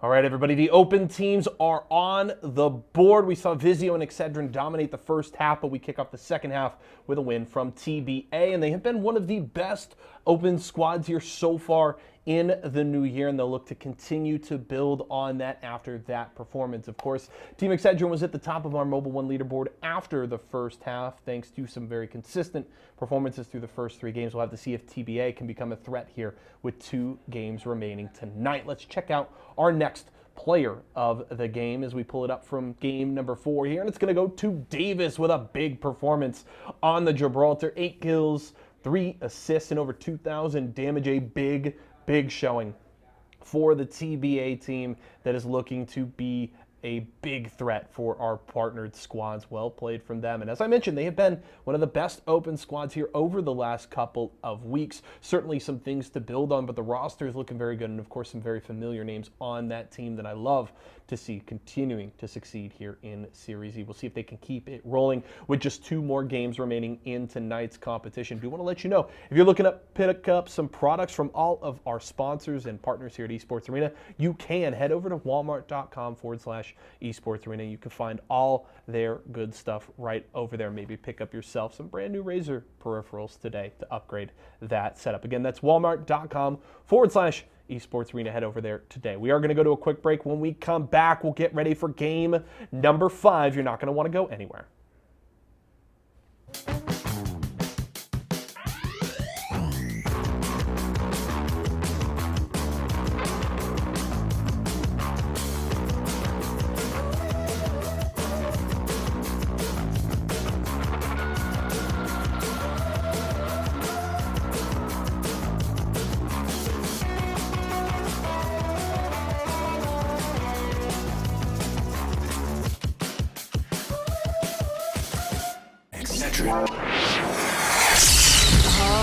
I'm fading.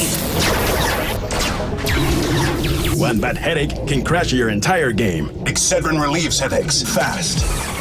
Excedrin, game over for headaches.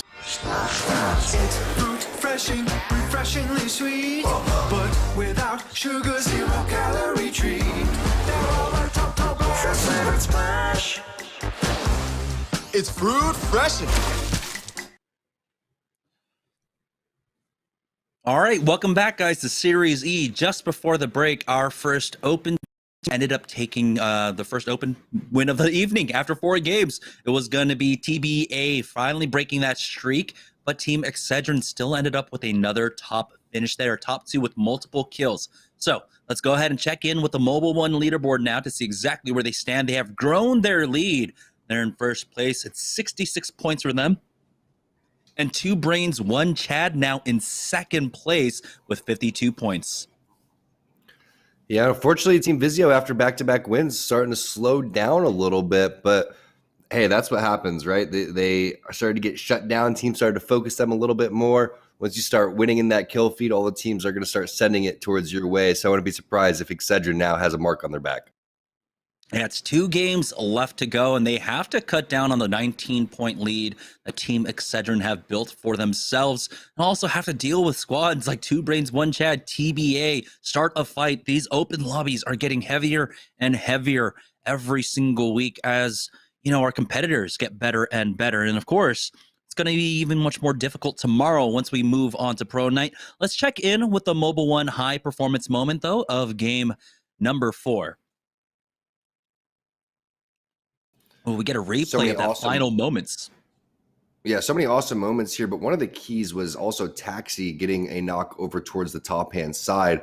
When things all started to collapse, though, it's so much visual clutter. It makes things a little bit difficult to go and navigate, but that is Taxi's gas throughout all of that. And then Enemy with the super clutch play. It really looked like he was going to have this one. Goes through, hits the portal, comes back on through. Everything looks good. And then it's super glitchy here. He takes it, but it doesn't bring him back in because it disappeared as he takes it. And then he walks forward and most likely lost a lot of HP from having to walk forward. That was some sort of weird visual glitch. I'm glad we got a replay of that because that's not normal, what you're seeing right there. And I'm sure they were wondering what was going on from their point of view as well.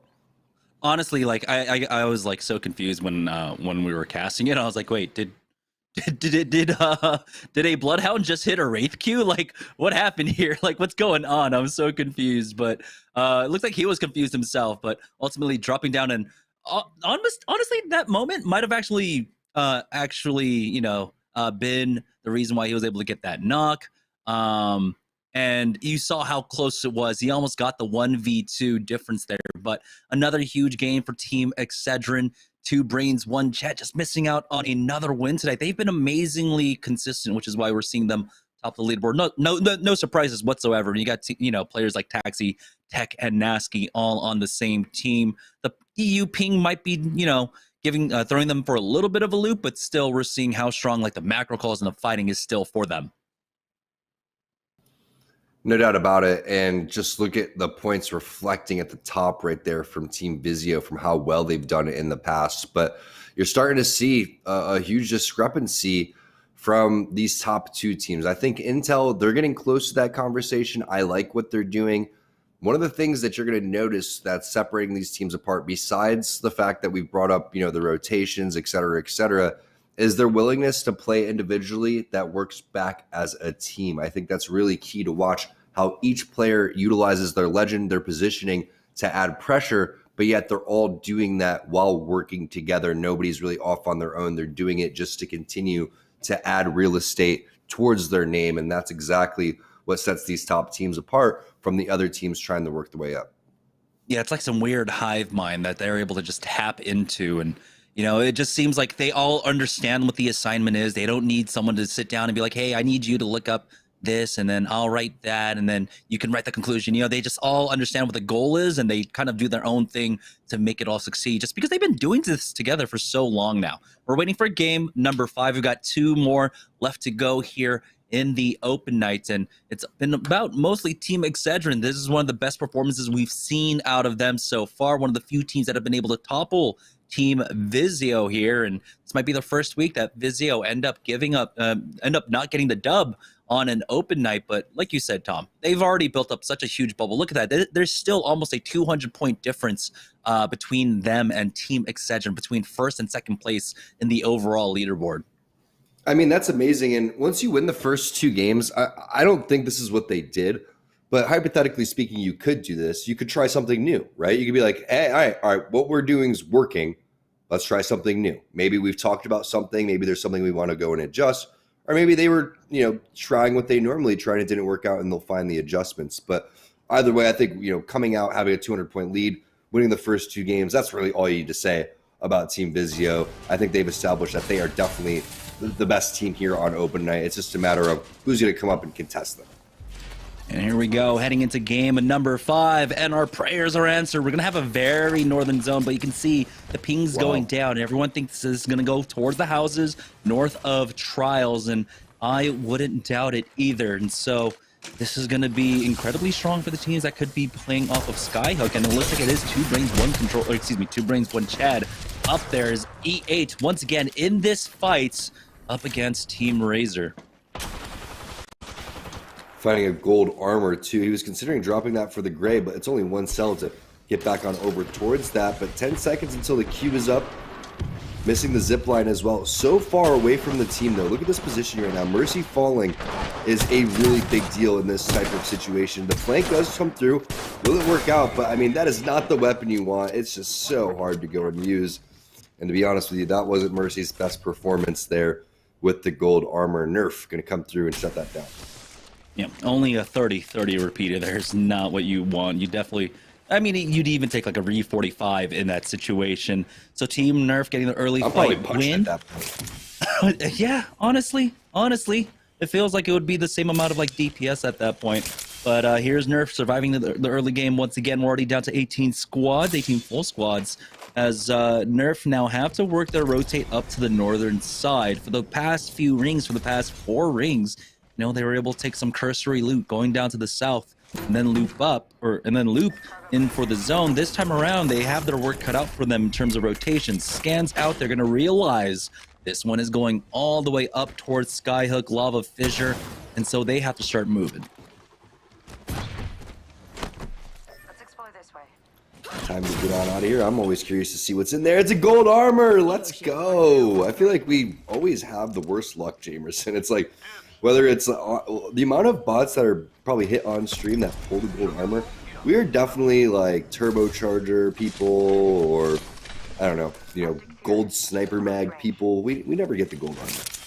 Yeah, it's always just the golden attachment. It's going to be a boosted loader for me or something, you know? Yeah, exactly. Definitely. Like, I don't even play the wingman anymore, and all I get is the boosted loader. Force should be able to pick up that purple armor. So I don't even like that attachment. I think it's horrible. It's okay. I just want the wingman to just be, you know, standard. I want my skull piercer back. Yeah, give me the skull piercer back. The headshots feel so good when you hit those. Fluid Gaming, though, is one of the first teams here, and it looks like this compound is completely free for them. So, is this going to be the game-winning spot? Well, Sniper Post is definitely a pretty good spot to lock down too. One really good bot. But when you also look at the amount of things that are in Skyhook, purple or gold extended mag, not that bad for the heavy. I mean, you're gonna be able to use it, right? But his teammate took it.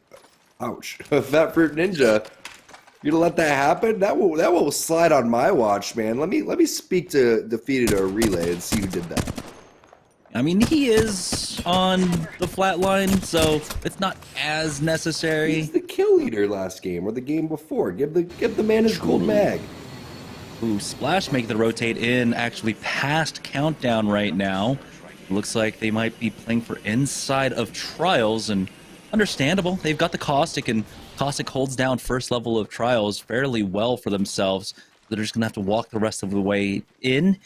Here, my big question is who's playing up top? Who's playing on Sniper Hill right now? That's the squad that I'm looking forward to see, because they're going to dictate a lot of how this match ends up working out. You know, they're the ones that have the biggest presence for this ring. They're the ones that will have the sniper guns to try and gatekeep and try and snipe away some kills.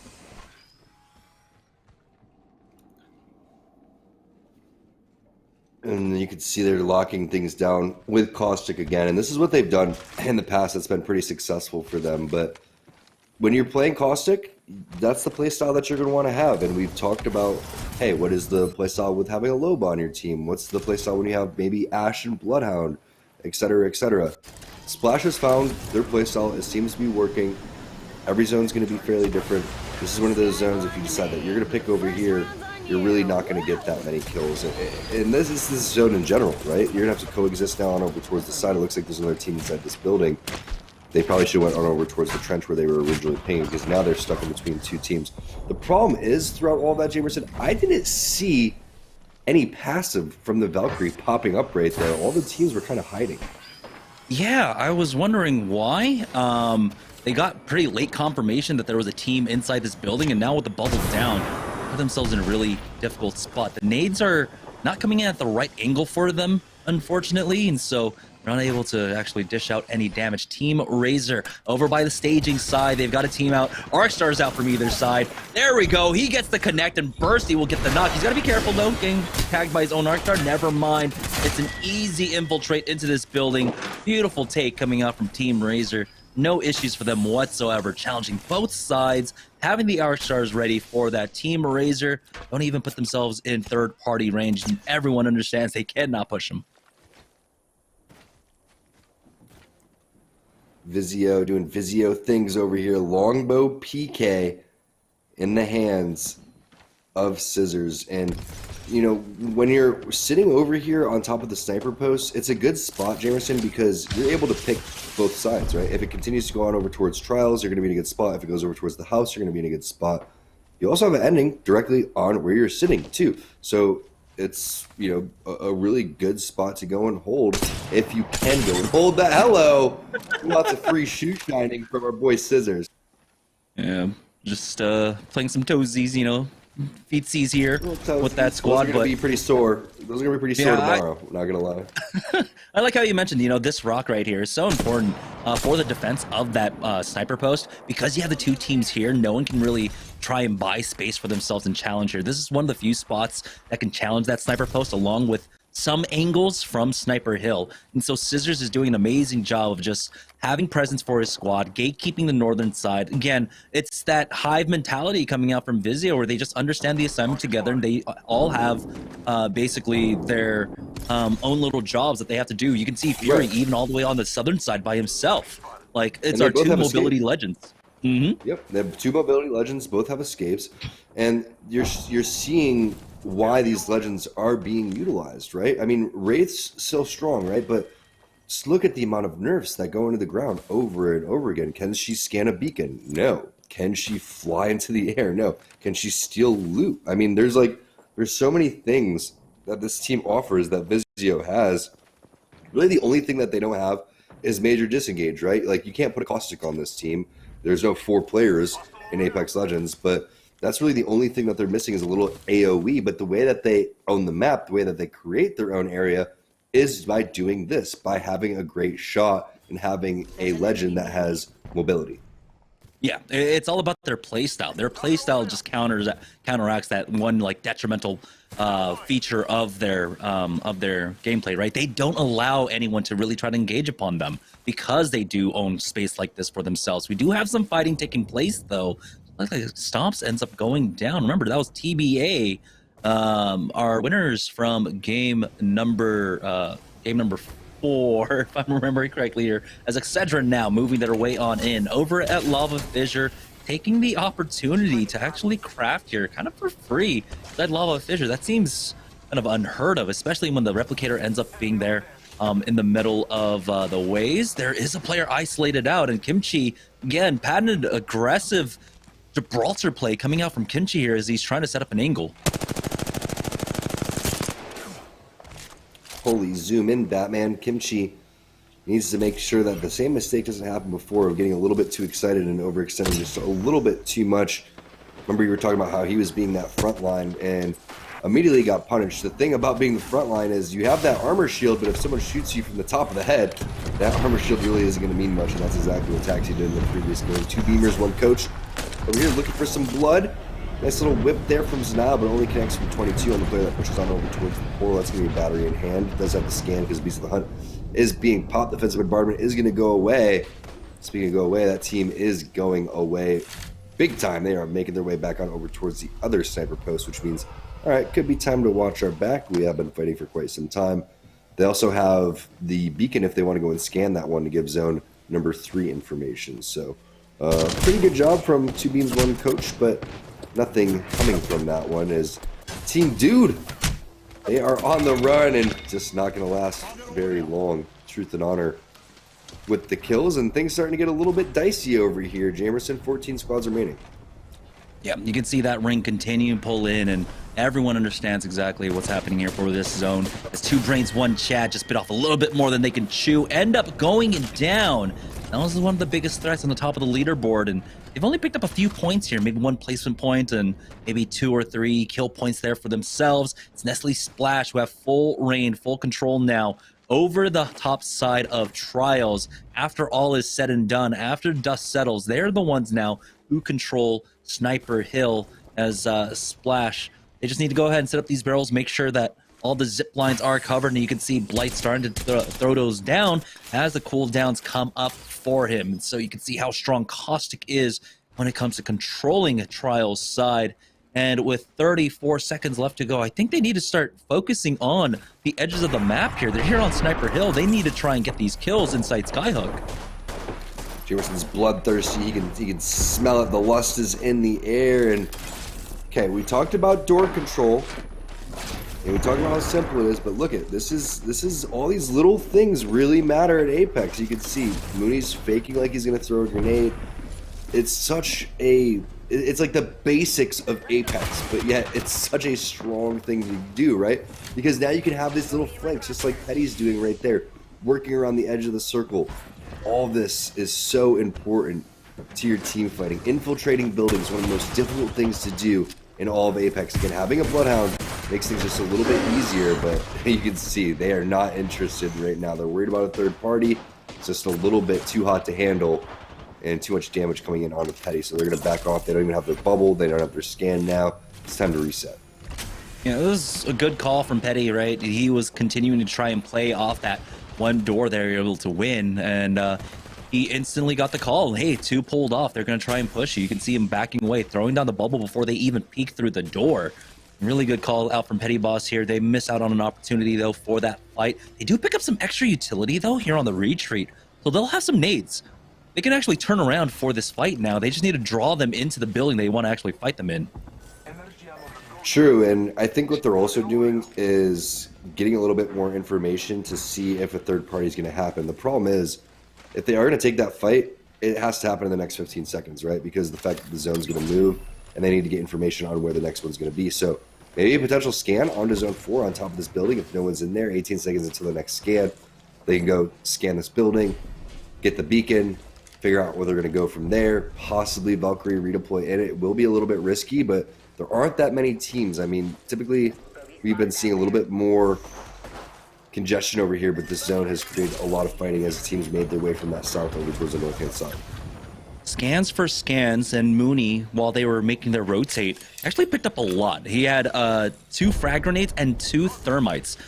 Those are thermites they could have desperately needed when they were first trying to take that fight on the eastern side. Good tags out with that wingman as they try to stop the Wraith from trying to get the portal across, but the team is there, and so now we've got 3 teams currently inside Skyhook, or at least in this small chunk of Skyhook right now, and Team Intel's opportunities to try and find an isolated fight are basically gone, with now 9 seconds to go before the zone starts closing. I imagine that this is safe inside this ring, and so let's go ahead and swap around. It's just so many Bloodhounds in this area. Is it 3 separate Bloodhounds here? My blood boils every single time I see a scan, honestly. If I had to pick my least favorite legend, it would be Bloodhound, and I can't even lie about it. Everyone despises Caustic. I despise Bloodhound. It's like watching grass grow, man. It's like, all right, cool. Like, it's like resident sleeper over here, dude. Honestly, it's like press a button, scan, get information. Okay, it's just like I feel like I'm literally, sitting in a public stall waiting for the first person to poop. Like, they're just like farming their daily challenge, right? Like scan 20 enemies or something here. They're getting their challenges done for the day. 2 beamers, 1 coach, though. Ooh, end up taking out Kimchi Lee as cruising to fall next, and so that just leaves 1 left for Team Excedrin, and they've only secured 1 placement point so far. We'll see if the third can rat this one out, but there it is. Enemy getting finished off. Excedrin are out. This is the opportunity everyone else is looking for now, with the top dogs in the lobby currently down. This is Vizio's opportunity to try and take back first place. 2 Beamers, 1 coach though, find themselves in a fight down here by Countdown, and they are getting aggressive. Cost them an early bubble though. Crazy play from Crook. You have 5 batteries, bro. 5, and you're going for the risky cell play over here. If you kill these guys, you're gonna have 10 batteries. Just use the batteries. He still needs to dodge out as he's backing away. You can see Zaniles, Bronzy, and Crook are trying to set themselves a crossfire here, and they've done a decent job, and they avoid actually the sandwich. Another party coming in from the eastern edge. Now it's all about just trying to steal away kills. A defensive bombardment is going to force out the bubble from the enemy squad. As you can see, another bubble being used. This is Team Intel pushing in right now. Mooney's gone down. Crook picks that one up, and it was Team Intel coming in for the third party here. They're getting punished. It's 2 Beamers, 1 coach for the cleanup. Love to see it. I mean, Bronzy's been playing phenomenal throughout the day too. Remember when he had the Kraber in the back of Dome, was putting in some serious work. They're scouting out someone potentially behind them, but unfortunately for them, they weren't able to locate anything. Nice quick little armor swap coming in from Bronzy. We touch grass coming in with the high ground play though. See the Ash ultimate to get out of dodge, and that is what Ash is used for. The tether going to connect here for 25 as well. Nice job by Bronzy getting this team out of it. Yeah, you can see why the Ash is starting to become slowly favored over the Wraith, because it's instant reaction, right? The portal takes time. You have to use Q. You have to run in. Oh, and you hit the shots, but Crook turns around. It's a 1-for-1 exchange, but We Touch Grass are now taking the gas as 2 Beamers, 1 coach are only left with Crook, who runs into another player on the other side of this one. We Touch Grass end up surviving that, but not for long, as Splash unfortunately don't actually get a kill there from the spot. Actually, no, Blight did pick up that last kill onto Countered at the very least, and they're still safe up here on top of Sniper Hill. Round 5 starting up now, and it is continuing to pull up to the northwest onto that sniper post that Vizio called so early on. There was probably only 3 endings based on the zone that we saw, and we named all 3 of them. Vizio takes the one in between the middle while also getting the option to have the end zone, and it really pays off for them. And again, Jamerson, that's what's so sweet about Vizio is game 3 and 4, you don't know if they were trying something new or not. But here they are, again, in the perfect position at the perfect time, calling the end zone, playing it just so well, textbook basically. Everyone's situating themselves in a position to be successful, and now they realize the situation. We need to fall back, get on over here towards the backhand side. And whenever you lock down the sniper post, there's 2 weaknesses to it. One is if you get there too early, there's not enough cover. 2 is you start to run out of loot. Well, they have one of those covered because they have Loba and the black market, so they should be a-okay in terms of loot up there. Yeah, and right now, Splash can't even maybe try and challenge. They're one of the highest, the high ground that's left in this lobby, but they can't peek down because they can't peek on over because, well, it's covered right now. So Splash, will they try to use this Valk ultimate to just bypass this next zone? And it looks like that is what they're gonna do, eating some of that defensive bombardment, a lot of that defensive bombardment actually. Still though, they've got the barrels up covering that, and now they just need to re-top off as start a fight. We'll try and cut them off. Will it be a full 3-man drop on to Vizio? And it is a commit coming out from start of fights. I thought they were going to play for middle of the tower, but instead they dropped right on top of him, and somehow they come out alive. Coming out alive and coming out victorious is 2 completely different things, Jamerson, honestly. Like, that looked good, and then it didn't look good, and then it was like maybe if he had a grenade or a shotgun out, he was about to kill all 3. Next thing you know, he shoots a couple flatline shots, and then is like, oh no, this isn't gonna work. So he's like, that ain't the vibe I was going for. But now look at this, Vizio is just big chilling. I mean, yeah, they're not racking up tons of damage, not tons of kills, but if they had the right weapons for that situation, Fury would just be ripping these guys apart. I mean, for Team Vizio, it's like they get their 9 kills usually in a game in the last few fights. They're so good about team firing, about being able to take this away, and we're still left with 5 full squads remaining. So there's plenty of opportunity for them to find it. They did find some throughout the mid game as well, and they do throw down a nice black market boutique that covers the rest of this circle. They're going to be able to steal away armor swaps that they want, extra utility, extra nades. That's what's so strong about Team Vizio when it comes to the late game. They utilize this black market boutique to have those extra throwables that teams aren't expecting in the final 3v3s. Yep, and a lot of them didn't connect. I was looking at nades from Fury. I thought they looked pretty good, but the L-Star is questionable to me. I mean, there's so many boxes down here. This is total R301 territory with the 2x. I mean, especially when you're running low on energy ammo, it doesn't really make sense, but there it is, all of the utility being swapped back and forth between the teams, just like you were talking about. So important. Multiple armor swaps are sitting up here as well, and we've seen how they manipulate the other teams into bad positions based on their powerful position that they have. So it's going to be fun to watch how Vizio decides that they want to go to work here. One team is in shambles. We're not quite sure exactly which team is missing. A team flies out of nowhere. Hello, that's not the game mode. Yeah, Team Razor right on top, but you can see Vizio easily able to just swat that one down. Really good presence of mind, Literally keeping track swatted. of the skies. Yeah, swat them down. It's the biggest fly swatter. And they haven't even used their utility quite yet. You can see those teams riding on the edges of the zone. They're about to run into all of these arc stars, all of these nades. Let's set up once again scissors for these arc stars, for these nades. And oh my god, the presence coming up from Vizio. You can see how much they're able to pressure without really taking any pressure on themselves. The defensive bombardment was a little bit too early, and I'm not sure who tossed that one. I don't think it was Phony. But this is an interesting play. Look at this call.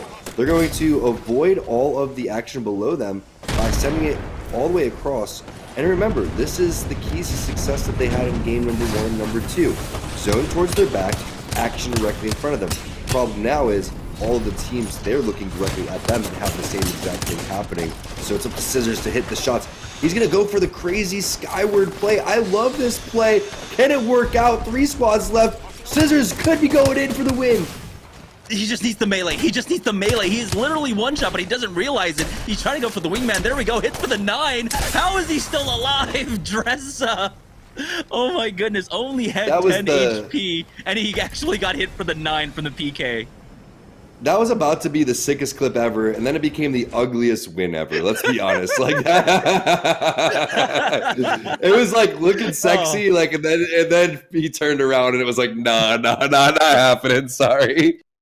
He just needed to land one shot. One melee would have done it. He didn't realize it, but it's still all right. Vizio secured the win. It wasn't the highest fragging game for them, but it should be enough to try and put them on top. That means we have one game left to go, so we're going to take a break, and when we get back, we'll have game number 6 of Open Night after this.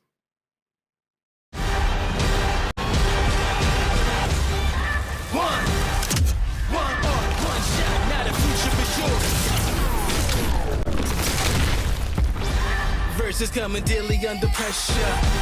Working on applying the scheme. The true side trademark is at the edge of your dreams. Yeah. One shot, now the future is yours.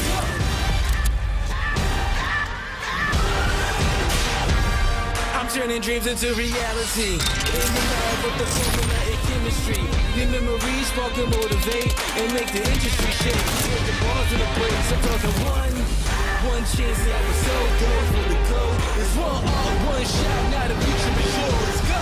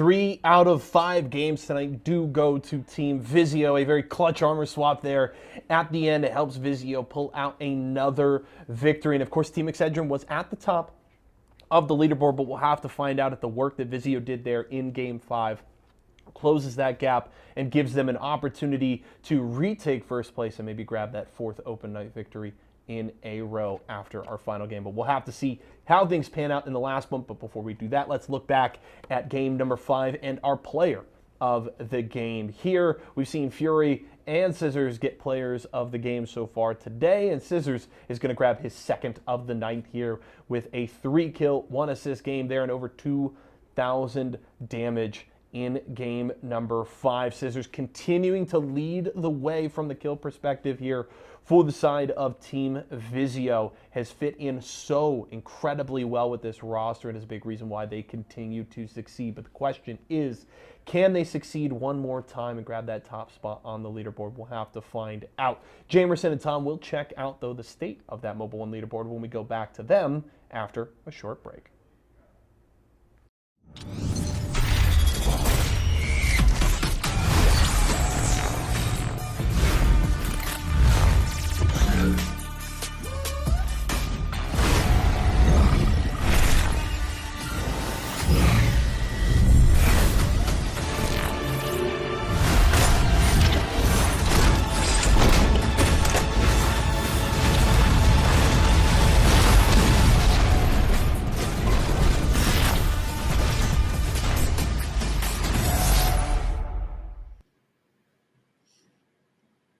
It was a short relapse in games 3 and 4 for Vizio, but they bounced right back with another win in game number 5, but they're not out of the woods quite yet. Let's check in with the Mobile One leaderboard to see where Team Vizio stands now heading into the final game of the day. And despite getting that win, they're currently in 2nd place now, 63 points, 4 points behind Team Excedrin, Tom. It's a little frustrating for Team Vizio, right? It's like, all right, what do we got to do here to take over first place? I mean, we're winning a majority of our games. We're playing really well.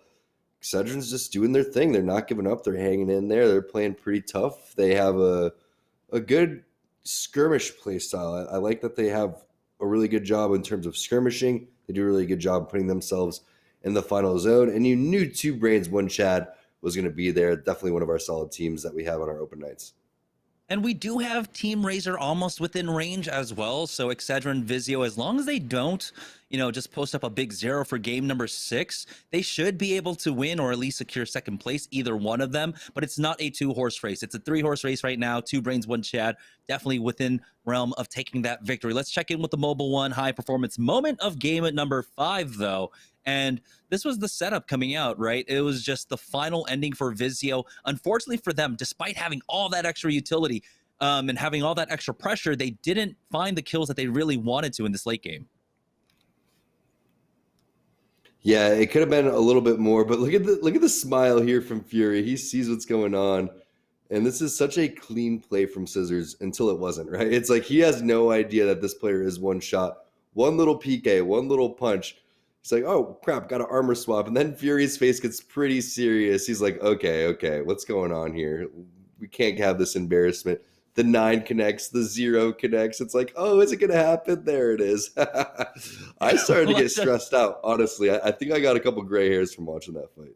Yeah, I think because, we did have that, have the spectator cam, right? Then we knew how much HP was on the other side. It kind of left us a little bit more tense than we should have been at that point. You hit that 9 when the player only has like 10, 11, 12 HP. That is so unfortunate, but that's the story of the PK. It's either really good or stuff like that happens. Now we have 1 game left to go. And like we said, 3 teams really in the running to try and walk away with that first place win. Team Excedrin, Team Vizio, 2 Brains, 1 Chad. And of course, we had that 4th place squad that is within realm, could possibly reach it, but they need a big game, right? It needs to be like a 25-point game for them to really stand a chance at this point with how consistent both Team Excedrin and Team Vizio have been across the course of the evening. Yeah, no doubt about it. It's been a lot of really high really high caliber performances from a lot of our top teams, and it's tough for the other teams that thought they had a chance to kind of deal with, because you look at the level that they're going at and you're like, wow, like what is going on? But we've been able to break it down into a couple really basic things. And I think that is where teams get lost in the sauce, where they think, okay, well, maybe if we go this way and waste a little bit of time, or maybe if we go and get this loot, it's going to, you don't have time for that. You have to get into the middle of the zone. You have to pick a priority spot. And this is a lobby that, in our open nights, I would say that they're, like a semi-final, like quarter-final type lobbies. Are they a finals of an ALGS? No. But there's a lot of really, really great teams here, and you start to see what separates these top teams from the rest of them. Yes, a lot of individual skills there, et cetera, where there's a couple key things that these teams like Vizio and Excedrin are doing that are really setting them apart. It's getting to their spot, it's playing to their capabilities of their legends, and it's making sure that they are not making any major mistakes. That is key. Here we go, taking a first look at the ring for the final game of the evening. Is this going to be a Frag West market ending, or is this going to end up on the train tracks to the northwest of Fragment West? That's the big question here. And we do have a beacon that's alive there on the train tracks, on the train platform as well. Team Vizio, though, is going to be the good indicator for that. Looks like they didn't get a beacon scan, unfortunately, down there by Harvester. So it's going to be a little bit more of a guess for them. But you have to figure they're probably going to try and play off train tracks there, go to that north side of the map. Team Nerf, though, they've been in constant state of 50-50s since, well, even the qualifiers for Series E, to be honest. And so now Team Nerf have to contend with this squad once again. Nothing more annoying, to be honest, than trying to get out of that 50-50 situation. But remember last time there were some major mistakes when this fight did take place. We'll see if they're gonna clean up on those mistakes. Turns with the PK, is getting that big time. Somehow, some way, takes a lot of damage from behind, but is able to reconnect with the flat line as Force is going to go and get the flush out. It's a 3-on-1 situation. This poor Gibby, there's not much you can do there. Might as well just stand still, my guy. I think that's a safe bet, as it's going to be Team Nerf taking that 50-50 down. But, Jamerson, remember, it's 1 minute and 30 seconds on the clock. This is when the rotations are happening for the other teams. So that's how fast this game works. And that's just the way the cookie crumbles for Team Nerf. Unfortunately, this is one of the hottest spots on the map. You can definitely expect it to be contested on most open nights. Yeah, but you have to be able to learn how to play off that, right? Even like if the 50-50s happens, you have to now be able to shift gears. You need to be able to play off the edge and succeed off of it. And Nerf just haven't been able to get into that zone quite yet. Team Razor, though, down by launch site. They've already gotten 2 knocks for themselves. This should be one last one. There it is. Fearing's got him in his sights, but can't really shoot through your teammates there, unfortunately, as Fearing Live shoots half of his clip essentially into Bursty's back there. But there they go. They'll be able to finish him off and pick up that loot for themselves. Razor, though, with 30 seconds now, have to start turning their focus on to rotating up. Again, this ring pulling up north towards Frag West, towards that train station to the north of Fragment here. And so they're another squad that have to shift gears and start adjusting and learning how to play on the edge. And from what I'm seeing here, and we have the luxury of seeing exactly what's going on, minimap and all, player outlines and all. If you were to rewatch this, teams like Nerf and Razor, what I'm seeing is exactly what this is right here, right? There's not much reason to go over here, in my opinion, Jamerson. I say you get the kills, you immediately start rotating, and then you start going for, if you're going to play the edge, definitely. But I haven't seen anything magnificent that says they're the new upcoming Sentinels, or the, new Team Intel that's the new Team Esports arena, that they're just like on this other team fighting level. How do you get that way? By taking fights, by practicing, and by doing what they're doing right now and continuing to gain confidence. So this is A-okay. But if you were to go back and look at it, you'd be pleasantly surprised what areas are open in the zones, and immediately getting your 50-50 kills and then rotating ASAP, right? And then another thing that's something that I would be looking into is getting an ultimate accelerant for your Valkyrie. I think that's something that we still haven't seen a lot of teams doing. They're saving it for late game, When have you seen ultimate accelerants being popped in zone number 1 so you can make your first rotate? I still think that's something that's underutilized.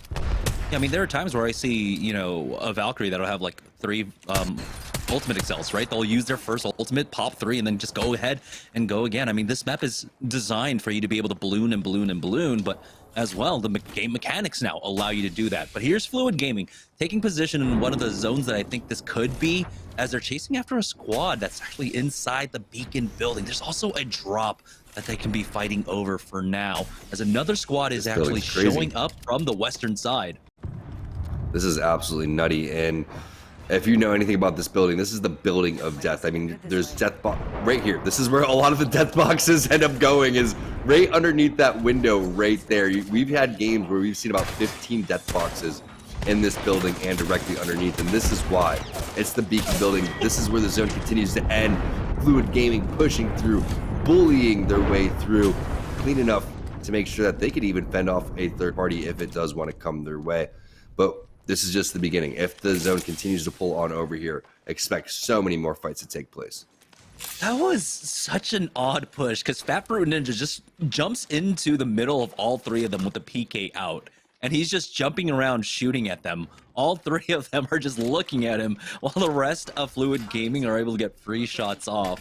That was kind of an absurd fight that I feel like Fat Fruit Ninja shouldn't have survived. But, you know, at the end of the day, at some points, you just have to, like, not show respect to your to whomever you're fighting. You gotta fight like you're gonna win, and so that's what they're doing right now. Fluid Gaming, they're able to take beacon control now over this building, but it looks like Nerf find themselves in a fight at no name, and Force has already gone down. Countered with the wingman, picks that one up. They do have the port back, but Force, they need to buy time for him to get rezzed up, and you can see they're covering the thing right now. They're covering the portal. They need a bubble instantly, but it was already used by Force over there earlier on. They take the bubble back. It's the re-knock onto him, though, and now Nerf are still left in this 3v2. Turns is actually dropped down low. Sleepy Panda trying to cover the door and baits out one, gets Bony Tony as Force gets thirsted down. It's a 2v2 now, as Sleepy Panda is buying so much time for Turns. He's gonna back away with that Q. He needs him to close that door for him, though, and he's instantly there. Turns now backing away himself, starting to hit that Phoenix kit, as Sleepy Panda is trying to buy time for his own battery there, but he does not have it. He's going to try and back away with no Q, and somehow he survives for the time being. Now Turns can, of course, cover from that high ground angle, buy more time for Sleepy Panda to hit this med kit, and go back for this 2v2. Sleepy Panda with the full heal like you were talking about is going to be key. Infiltrating buildings, you can't say it enough. It is one of the toughest things to do. And why is it tough to do? As you see, the res actually comes back up, so the 2v2 isn't going to happen, Jamerson. This is either a 2v3, or I think they're slow playing and waiting for them to leave so they can recover the banner. That seems to be the most logical thing, but We Touch Grass, they're not being fooled, and they also have the Bloodhound, so that's going to be a little bit annoying for Team Nerf to go and deal with, but there it is, perfectly on cue. They start to leave. However, they come back on over towards the box, and I don't think Nerf's going to be able to get that box back. He just exploded with loot there as they swap over the backpacks. But yeah, there's plenty of time. They've got 1 minute and 50 seconds before the zone even starts closing. So they can stay here for, what, the next 30 seconds to ensure... Oh, Sleepy Panda got a knock onto Bony Tony. That's a big pickup as they come back in for this 2v2 now, knocking at the door. You can see Turns is trying to find that flank. The door has been opened up. Sleepy Panda expecting a 2v1 peek out, and now this team is backed up into the corner. We've seen what happens to squads that end up just cornering themselves in this gear shop, and now it's just about buying time for themselves. A third party showing up here, so Nerf not able to just completely execute on this one. They're gonna give it up, and unfortunately I don't even know if they were able to secure the thirst for themselves either.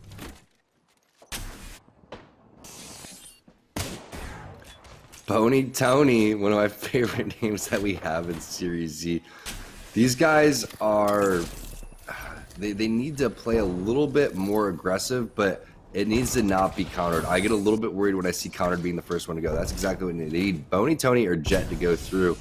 but there's no reason to ever fight unless you're fighting off of a scan. And that's one of the little minor mistakes that they're making right now. But look at this play. Portal comes through, they see that the portal's happening, and because of that, they realize it's a 2-on-3 and immediately collapse. That's how you play Apex. That's how you make split-second decisions. Now We Touch Grass is on the run, and they're feeling the wrath of these partner teams. And see what happens when the fight takes way too long. You end up getting third-partied there. And, you know, good job on the other side for keeping them contained throughout all of this. TBA are the ones that come out on top overall, though. This is going to be all of their loot. That's the kill point that they were able to steal away as well. Now TBA moving up round 2, finally closing here. We're already down to 15 squads. This is definitely a game number 6, Tom, with all of the early fighting that is currently taking place. You're seeing even Valkyries now rotating their way on over towards that epicenter side. They're going to try and play the slow side for this ring. We'll see if it continues to pull up north. There's just been so much action. We have not been able to check in with the ring quite yet. It's going to be important to see exactly which fragment zone this one's going to be, but surprising that this game hasn't just gone all-out bloodbath quite yet. This is typically what we see in these final games. Instead, everybody kind of taking their time with this one. Still pulling over towards that west side like we were anticipating and trying to see which teams are in there. I mean, there's so many. Jamerson, all I can see is Splash for sure, and then I really can't tell you. It feels like I can't even read. This is a really great spot. Remember earlier on, we saw FG taking that fight over the beacon building here, and it's still in for the next zone. So they'll be able to hover around there, pick up that beacon scan, and really be able to hone in on which zone this is going to be. It is indicating, of course, this could be pulling over towards that market side, but there's that question mark. Does it maybe go up towards epicenter a little bit on that high ground angle? FG will get that information for us. TBA have made their rotation onto the northern side of Frag East, though, and Davis Wave needs some time to hit up that med kit. Nades are coming in. He's got to be careful here. But it looks like they will be able to top off, and they need some kills for themselves. Even though TBA ended up getting a win earlier today, they're still not really within range. They need a big game to try and sneak away that first place spot.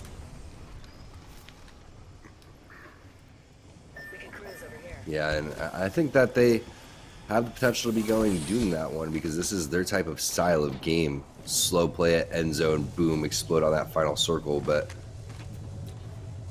TBA has been a team that's put some thorns in some sides before. They are slow playing things over towards the backhand side. This looks to me like a Valkyrie play. I don't really see how you're going to get all the way through Fragment without redeploying over here. So it's just a matter of time. And right now, see, here's the thing. We do have the luxury of seeing where everyone's at, but what I'd be thinking in this situation, save bubble, Valkyrie redeploy, everyone land at the same time, find a building. If we can't find a building, we bubble. That's probably one of the thought processes that you can go through. There's probably maybe 100 other options that you can pick through, but that's probably the first thing that comes to mind when I see a safe place behind a rock like that. Boy, Team Razor were able to catch out one member of Two Brains, one Chad, I believe, down over here, but they should still be alive for the time being. It should be two duos running across the map right now. Razor taking their sweet time on all of this loot, camping the banner. You can see the Wraith portal being popped. He's going to try and pick up that banner, and it looks like he'll be successful on it.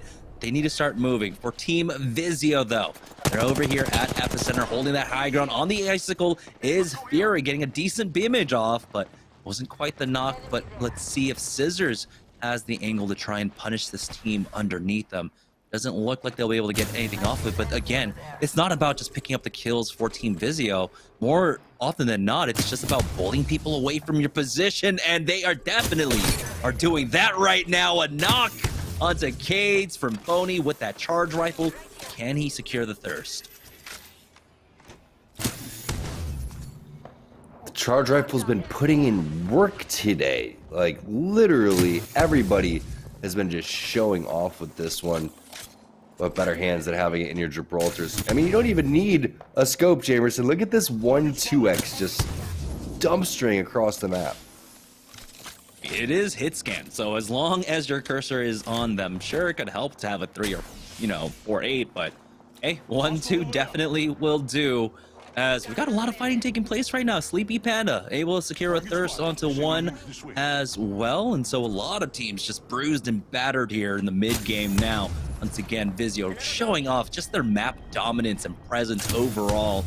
He's gonna eventually run out of charge rifle shots. There you go. You can see he's down to about 24, 26 shots total there on that charge rifle, but he's only 100 damage away now with just how much time he's had to build up this red Evo shield.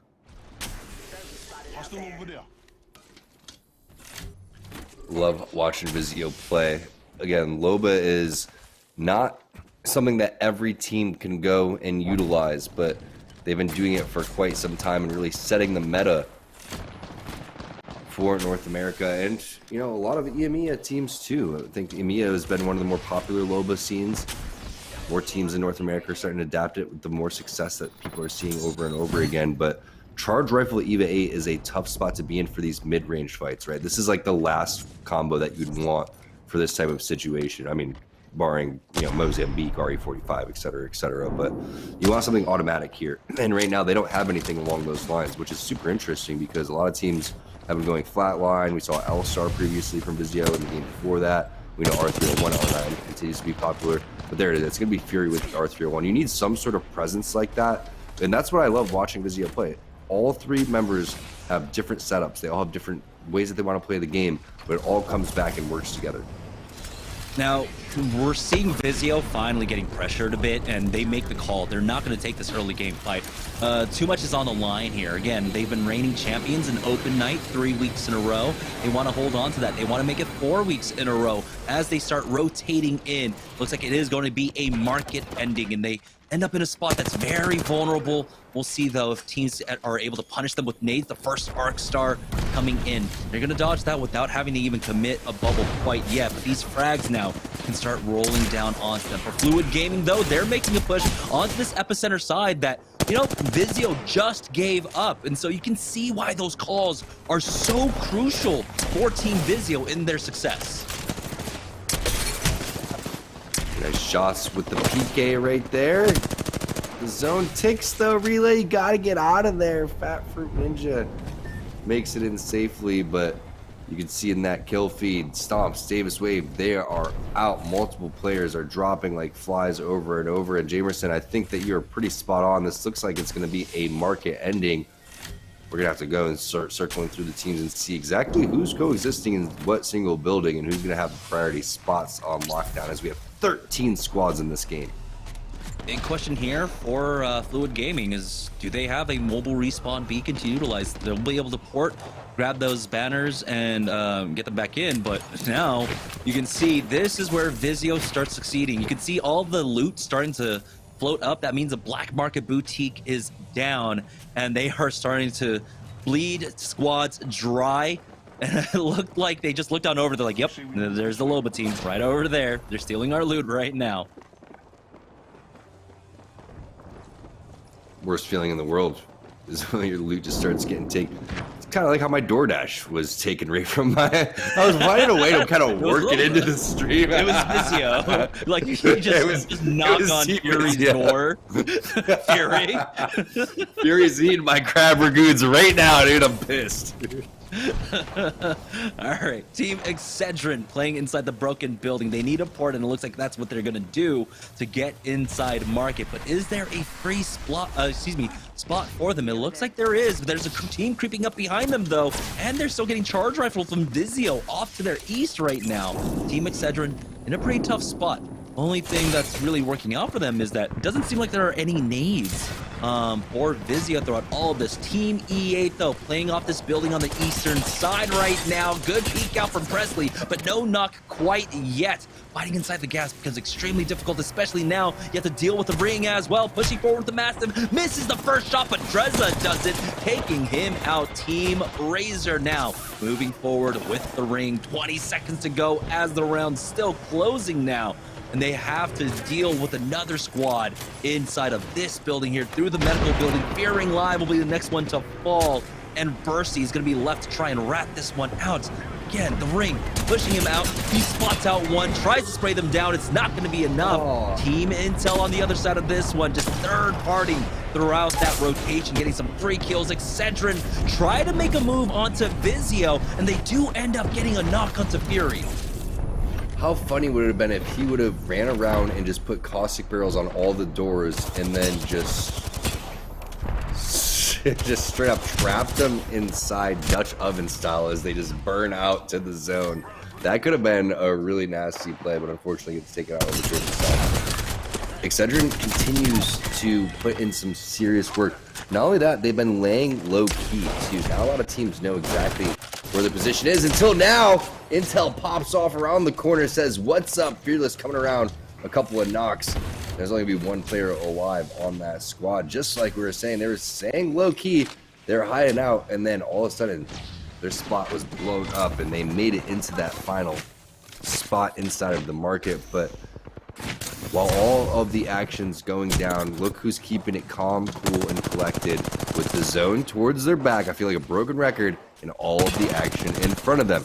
It is just perfect positioning over and over again from Team Vizio. It's amazing how they do it. Team Excedrin got knocked out as well, so this is Vizio's chance. They just need to out-survive. Maybe 2 more squads, and honestly, I think that might be the win for them. It hasn't been the highest kill games for Team Vizio or Excedrin, so that difference that we saw heading into game number 6, it's going to get cut down because of the placement points alone. 4 squads left. There's a rat running around somewhere, and Vizio just needs to hunt that one down. That might secure the win. That's Nasky gone. That's going to be top 3 for them as Team Intel now getting pushed by a squad inside market as they're making their way on out. Team Vizio might be that squad. Team Intel still have plenty of time to work with. This is the final round. They have cover here, but you can see the flanks coming out as the missile swarm comes in. Petty Boss is just going to have to tank that one up. Defensive bombardment has been dropped, and he goes down to Phony. Team Vizio looking to make this 4 out of 6 tonight with a huge defensive bombardment. They get the kill onto Team Intel. They've got this squad cornered as well. Phony hitting a quick armor swap there as Fury is just holding down the line in a 1v3. Team Vizio about to get their 4th win of the evening. Rowdy's the only one left alive. It's down to a 1v1, but Vizio will be able to secure it. This is game number 4, win number 4 for Team Vizio. 4 out of 6, that is phenomenal. We talked about it when this show started. You practice these things. You want to get into the end zone. That's what happens when you get into the end zone so many times. You perfect it and you win the games. Very rarely do you see that. Just goes to show they know how to play these zones. They put themselves in the right position. We saw 6 different zones. We saw 2 pull up over towards the north-hand side after halftime. The only games they dropped were on the rotation, so it's so easy for them to go back and look at that and break it down and make adjustments. I think a lot of teams can watch from what Vizio is doing and learn from them. I think that they're playing amazing Apex right now, and you don't do that without winning 4 out of 6 games. What a showing from them today. Yeah, fantastic job. 4 out of 6 wins for Team Vizio, but was it enough to secure that first place spot and make it 4 weeks in a row now here in the Open Nights? We'll find out, though, as we take one last break. When we get back, we'll be able to announce the winners of Open Night for Series Z after this.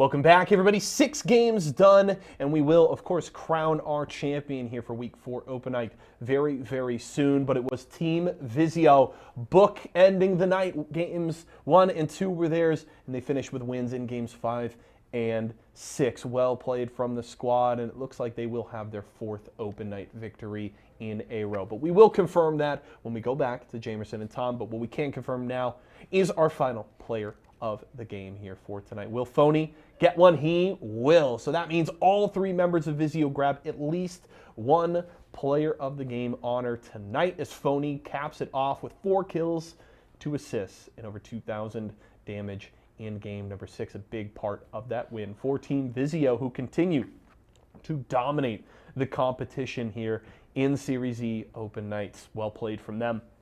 And we've seen them slowly but surely improving in the Pro Nights. We'll have to see if maybe this week is their lucky showing. Do want to give a shout out to Team Excedrin. I imagine there will be some conversation about them from Jamerson and Tom when we go to that Mobile One leaderboard, but I do want to make a point myself to shout out to them. They have been very, very good tonight. There is a reason they were in the lead despite only having 1 win to the 3 of Vizio going into Game 6. They have been very consistent tonight, getting into a lot of late circles, putting kills up on the board, and I very much believe that Team Excedrin is the team to beat other than Vizio so far. So well played from them. We are going to go to a quick break, though. When we come back, we'll check out the final Mobile One leaderboard for the night, and I'll be back to close the show, so don't go anywhere.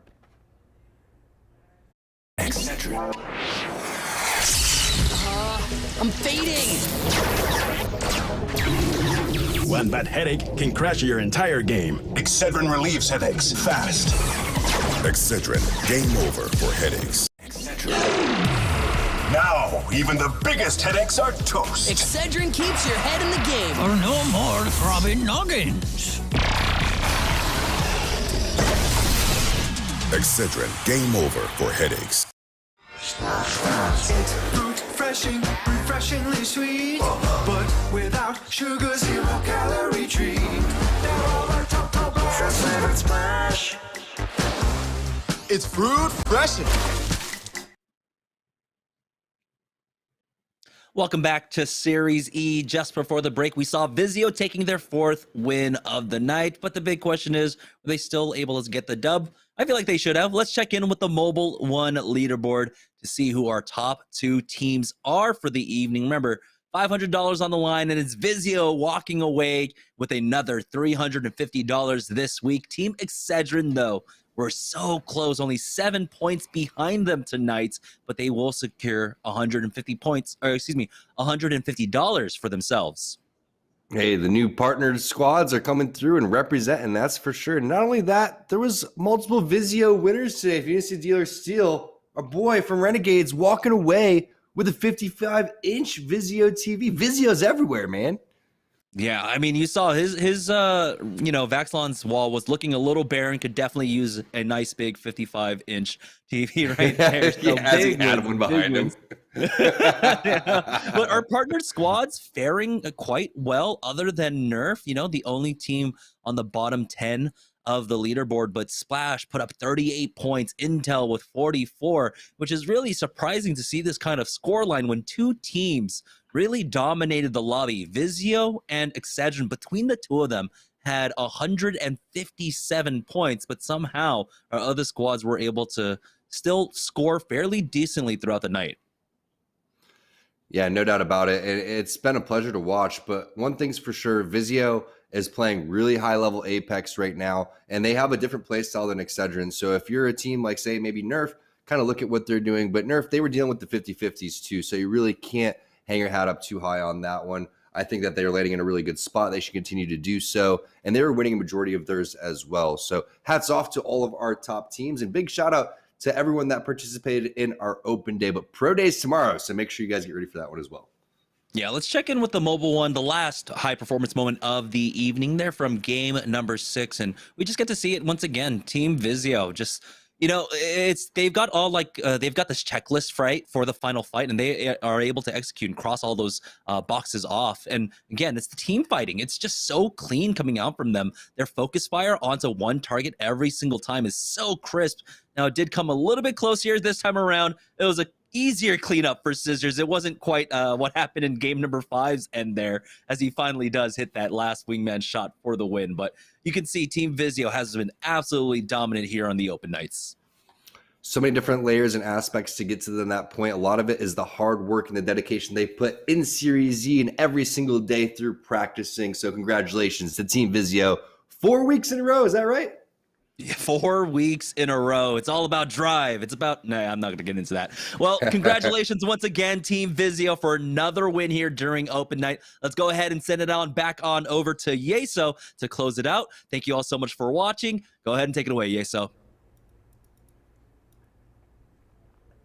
Jamerson, I was ready to hear you spit, my man. I was here for it. Of course, congratulations to Team Vizio. No real surprise with 4 wins there. They do take the title. And again, 4 weeks in a row for that squad. Shout out to Jamerson and Tom. Always a pleasure to get to listen to them break down all of the action throughout the night. Good to see that duo back together. They are the best of the best at what they do. But Team Vizio comes out on top. And again, I do want to talk a little bit more about Excedrin before we close out the night. I think this is very much a squad to be terrified of. I think they are very consistent. They are very good at what they do. And there's a reason they were at the top of the leaderboard for a good chunk of tonight. They are very skilled. They get into those late circles, set themselves up for success, and they're going to continue to be a threat here. And I'm looking forward to seeing them maybe take down Vizio on one of these open nights. But for right now, Tuesday nights do belong to Team Vizio, especially when you do see our good friend with Axelon taking home a brand new Vizio TV. Super excited for him.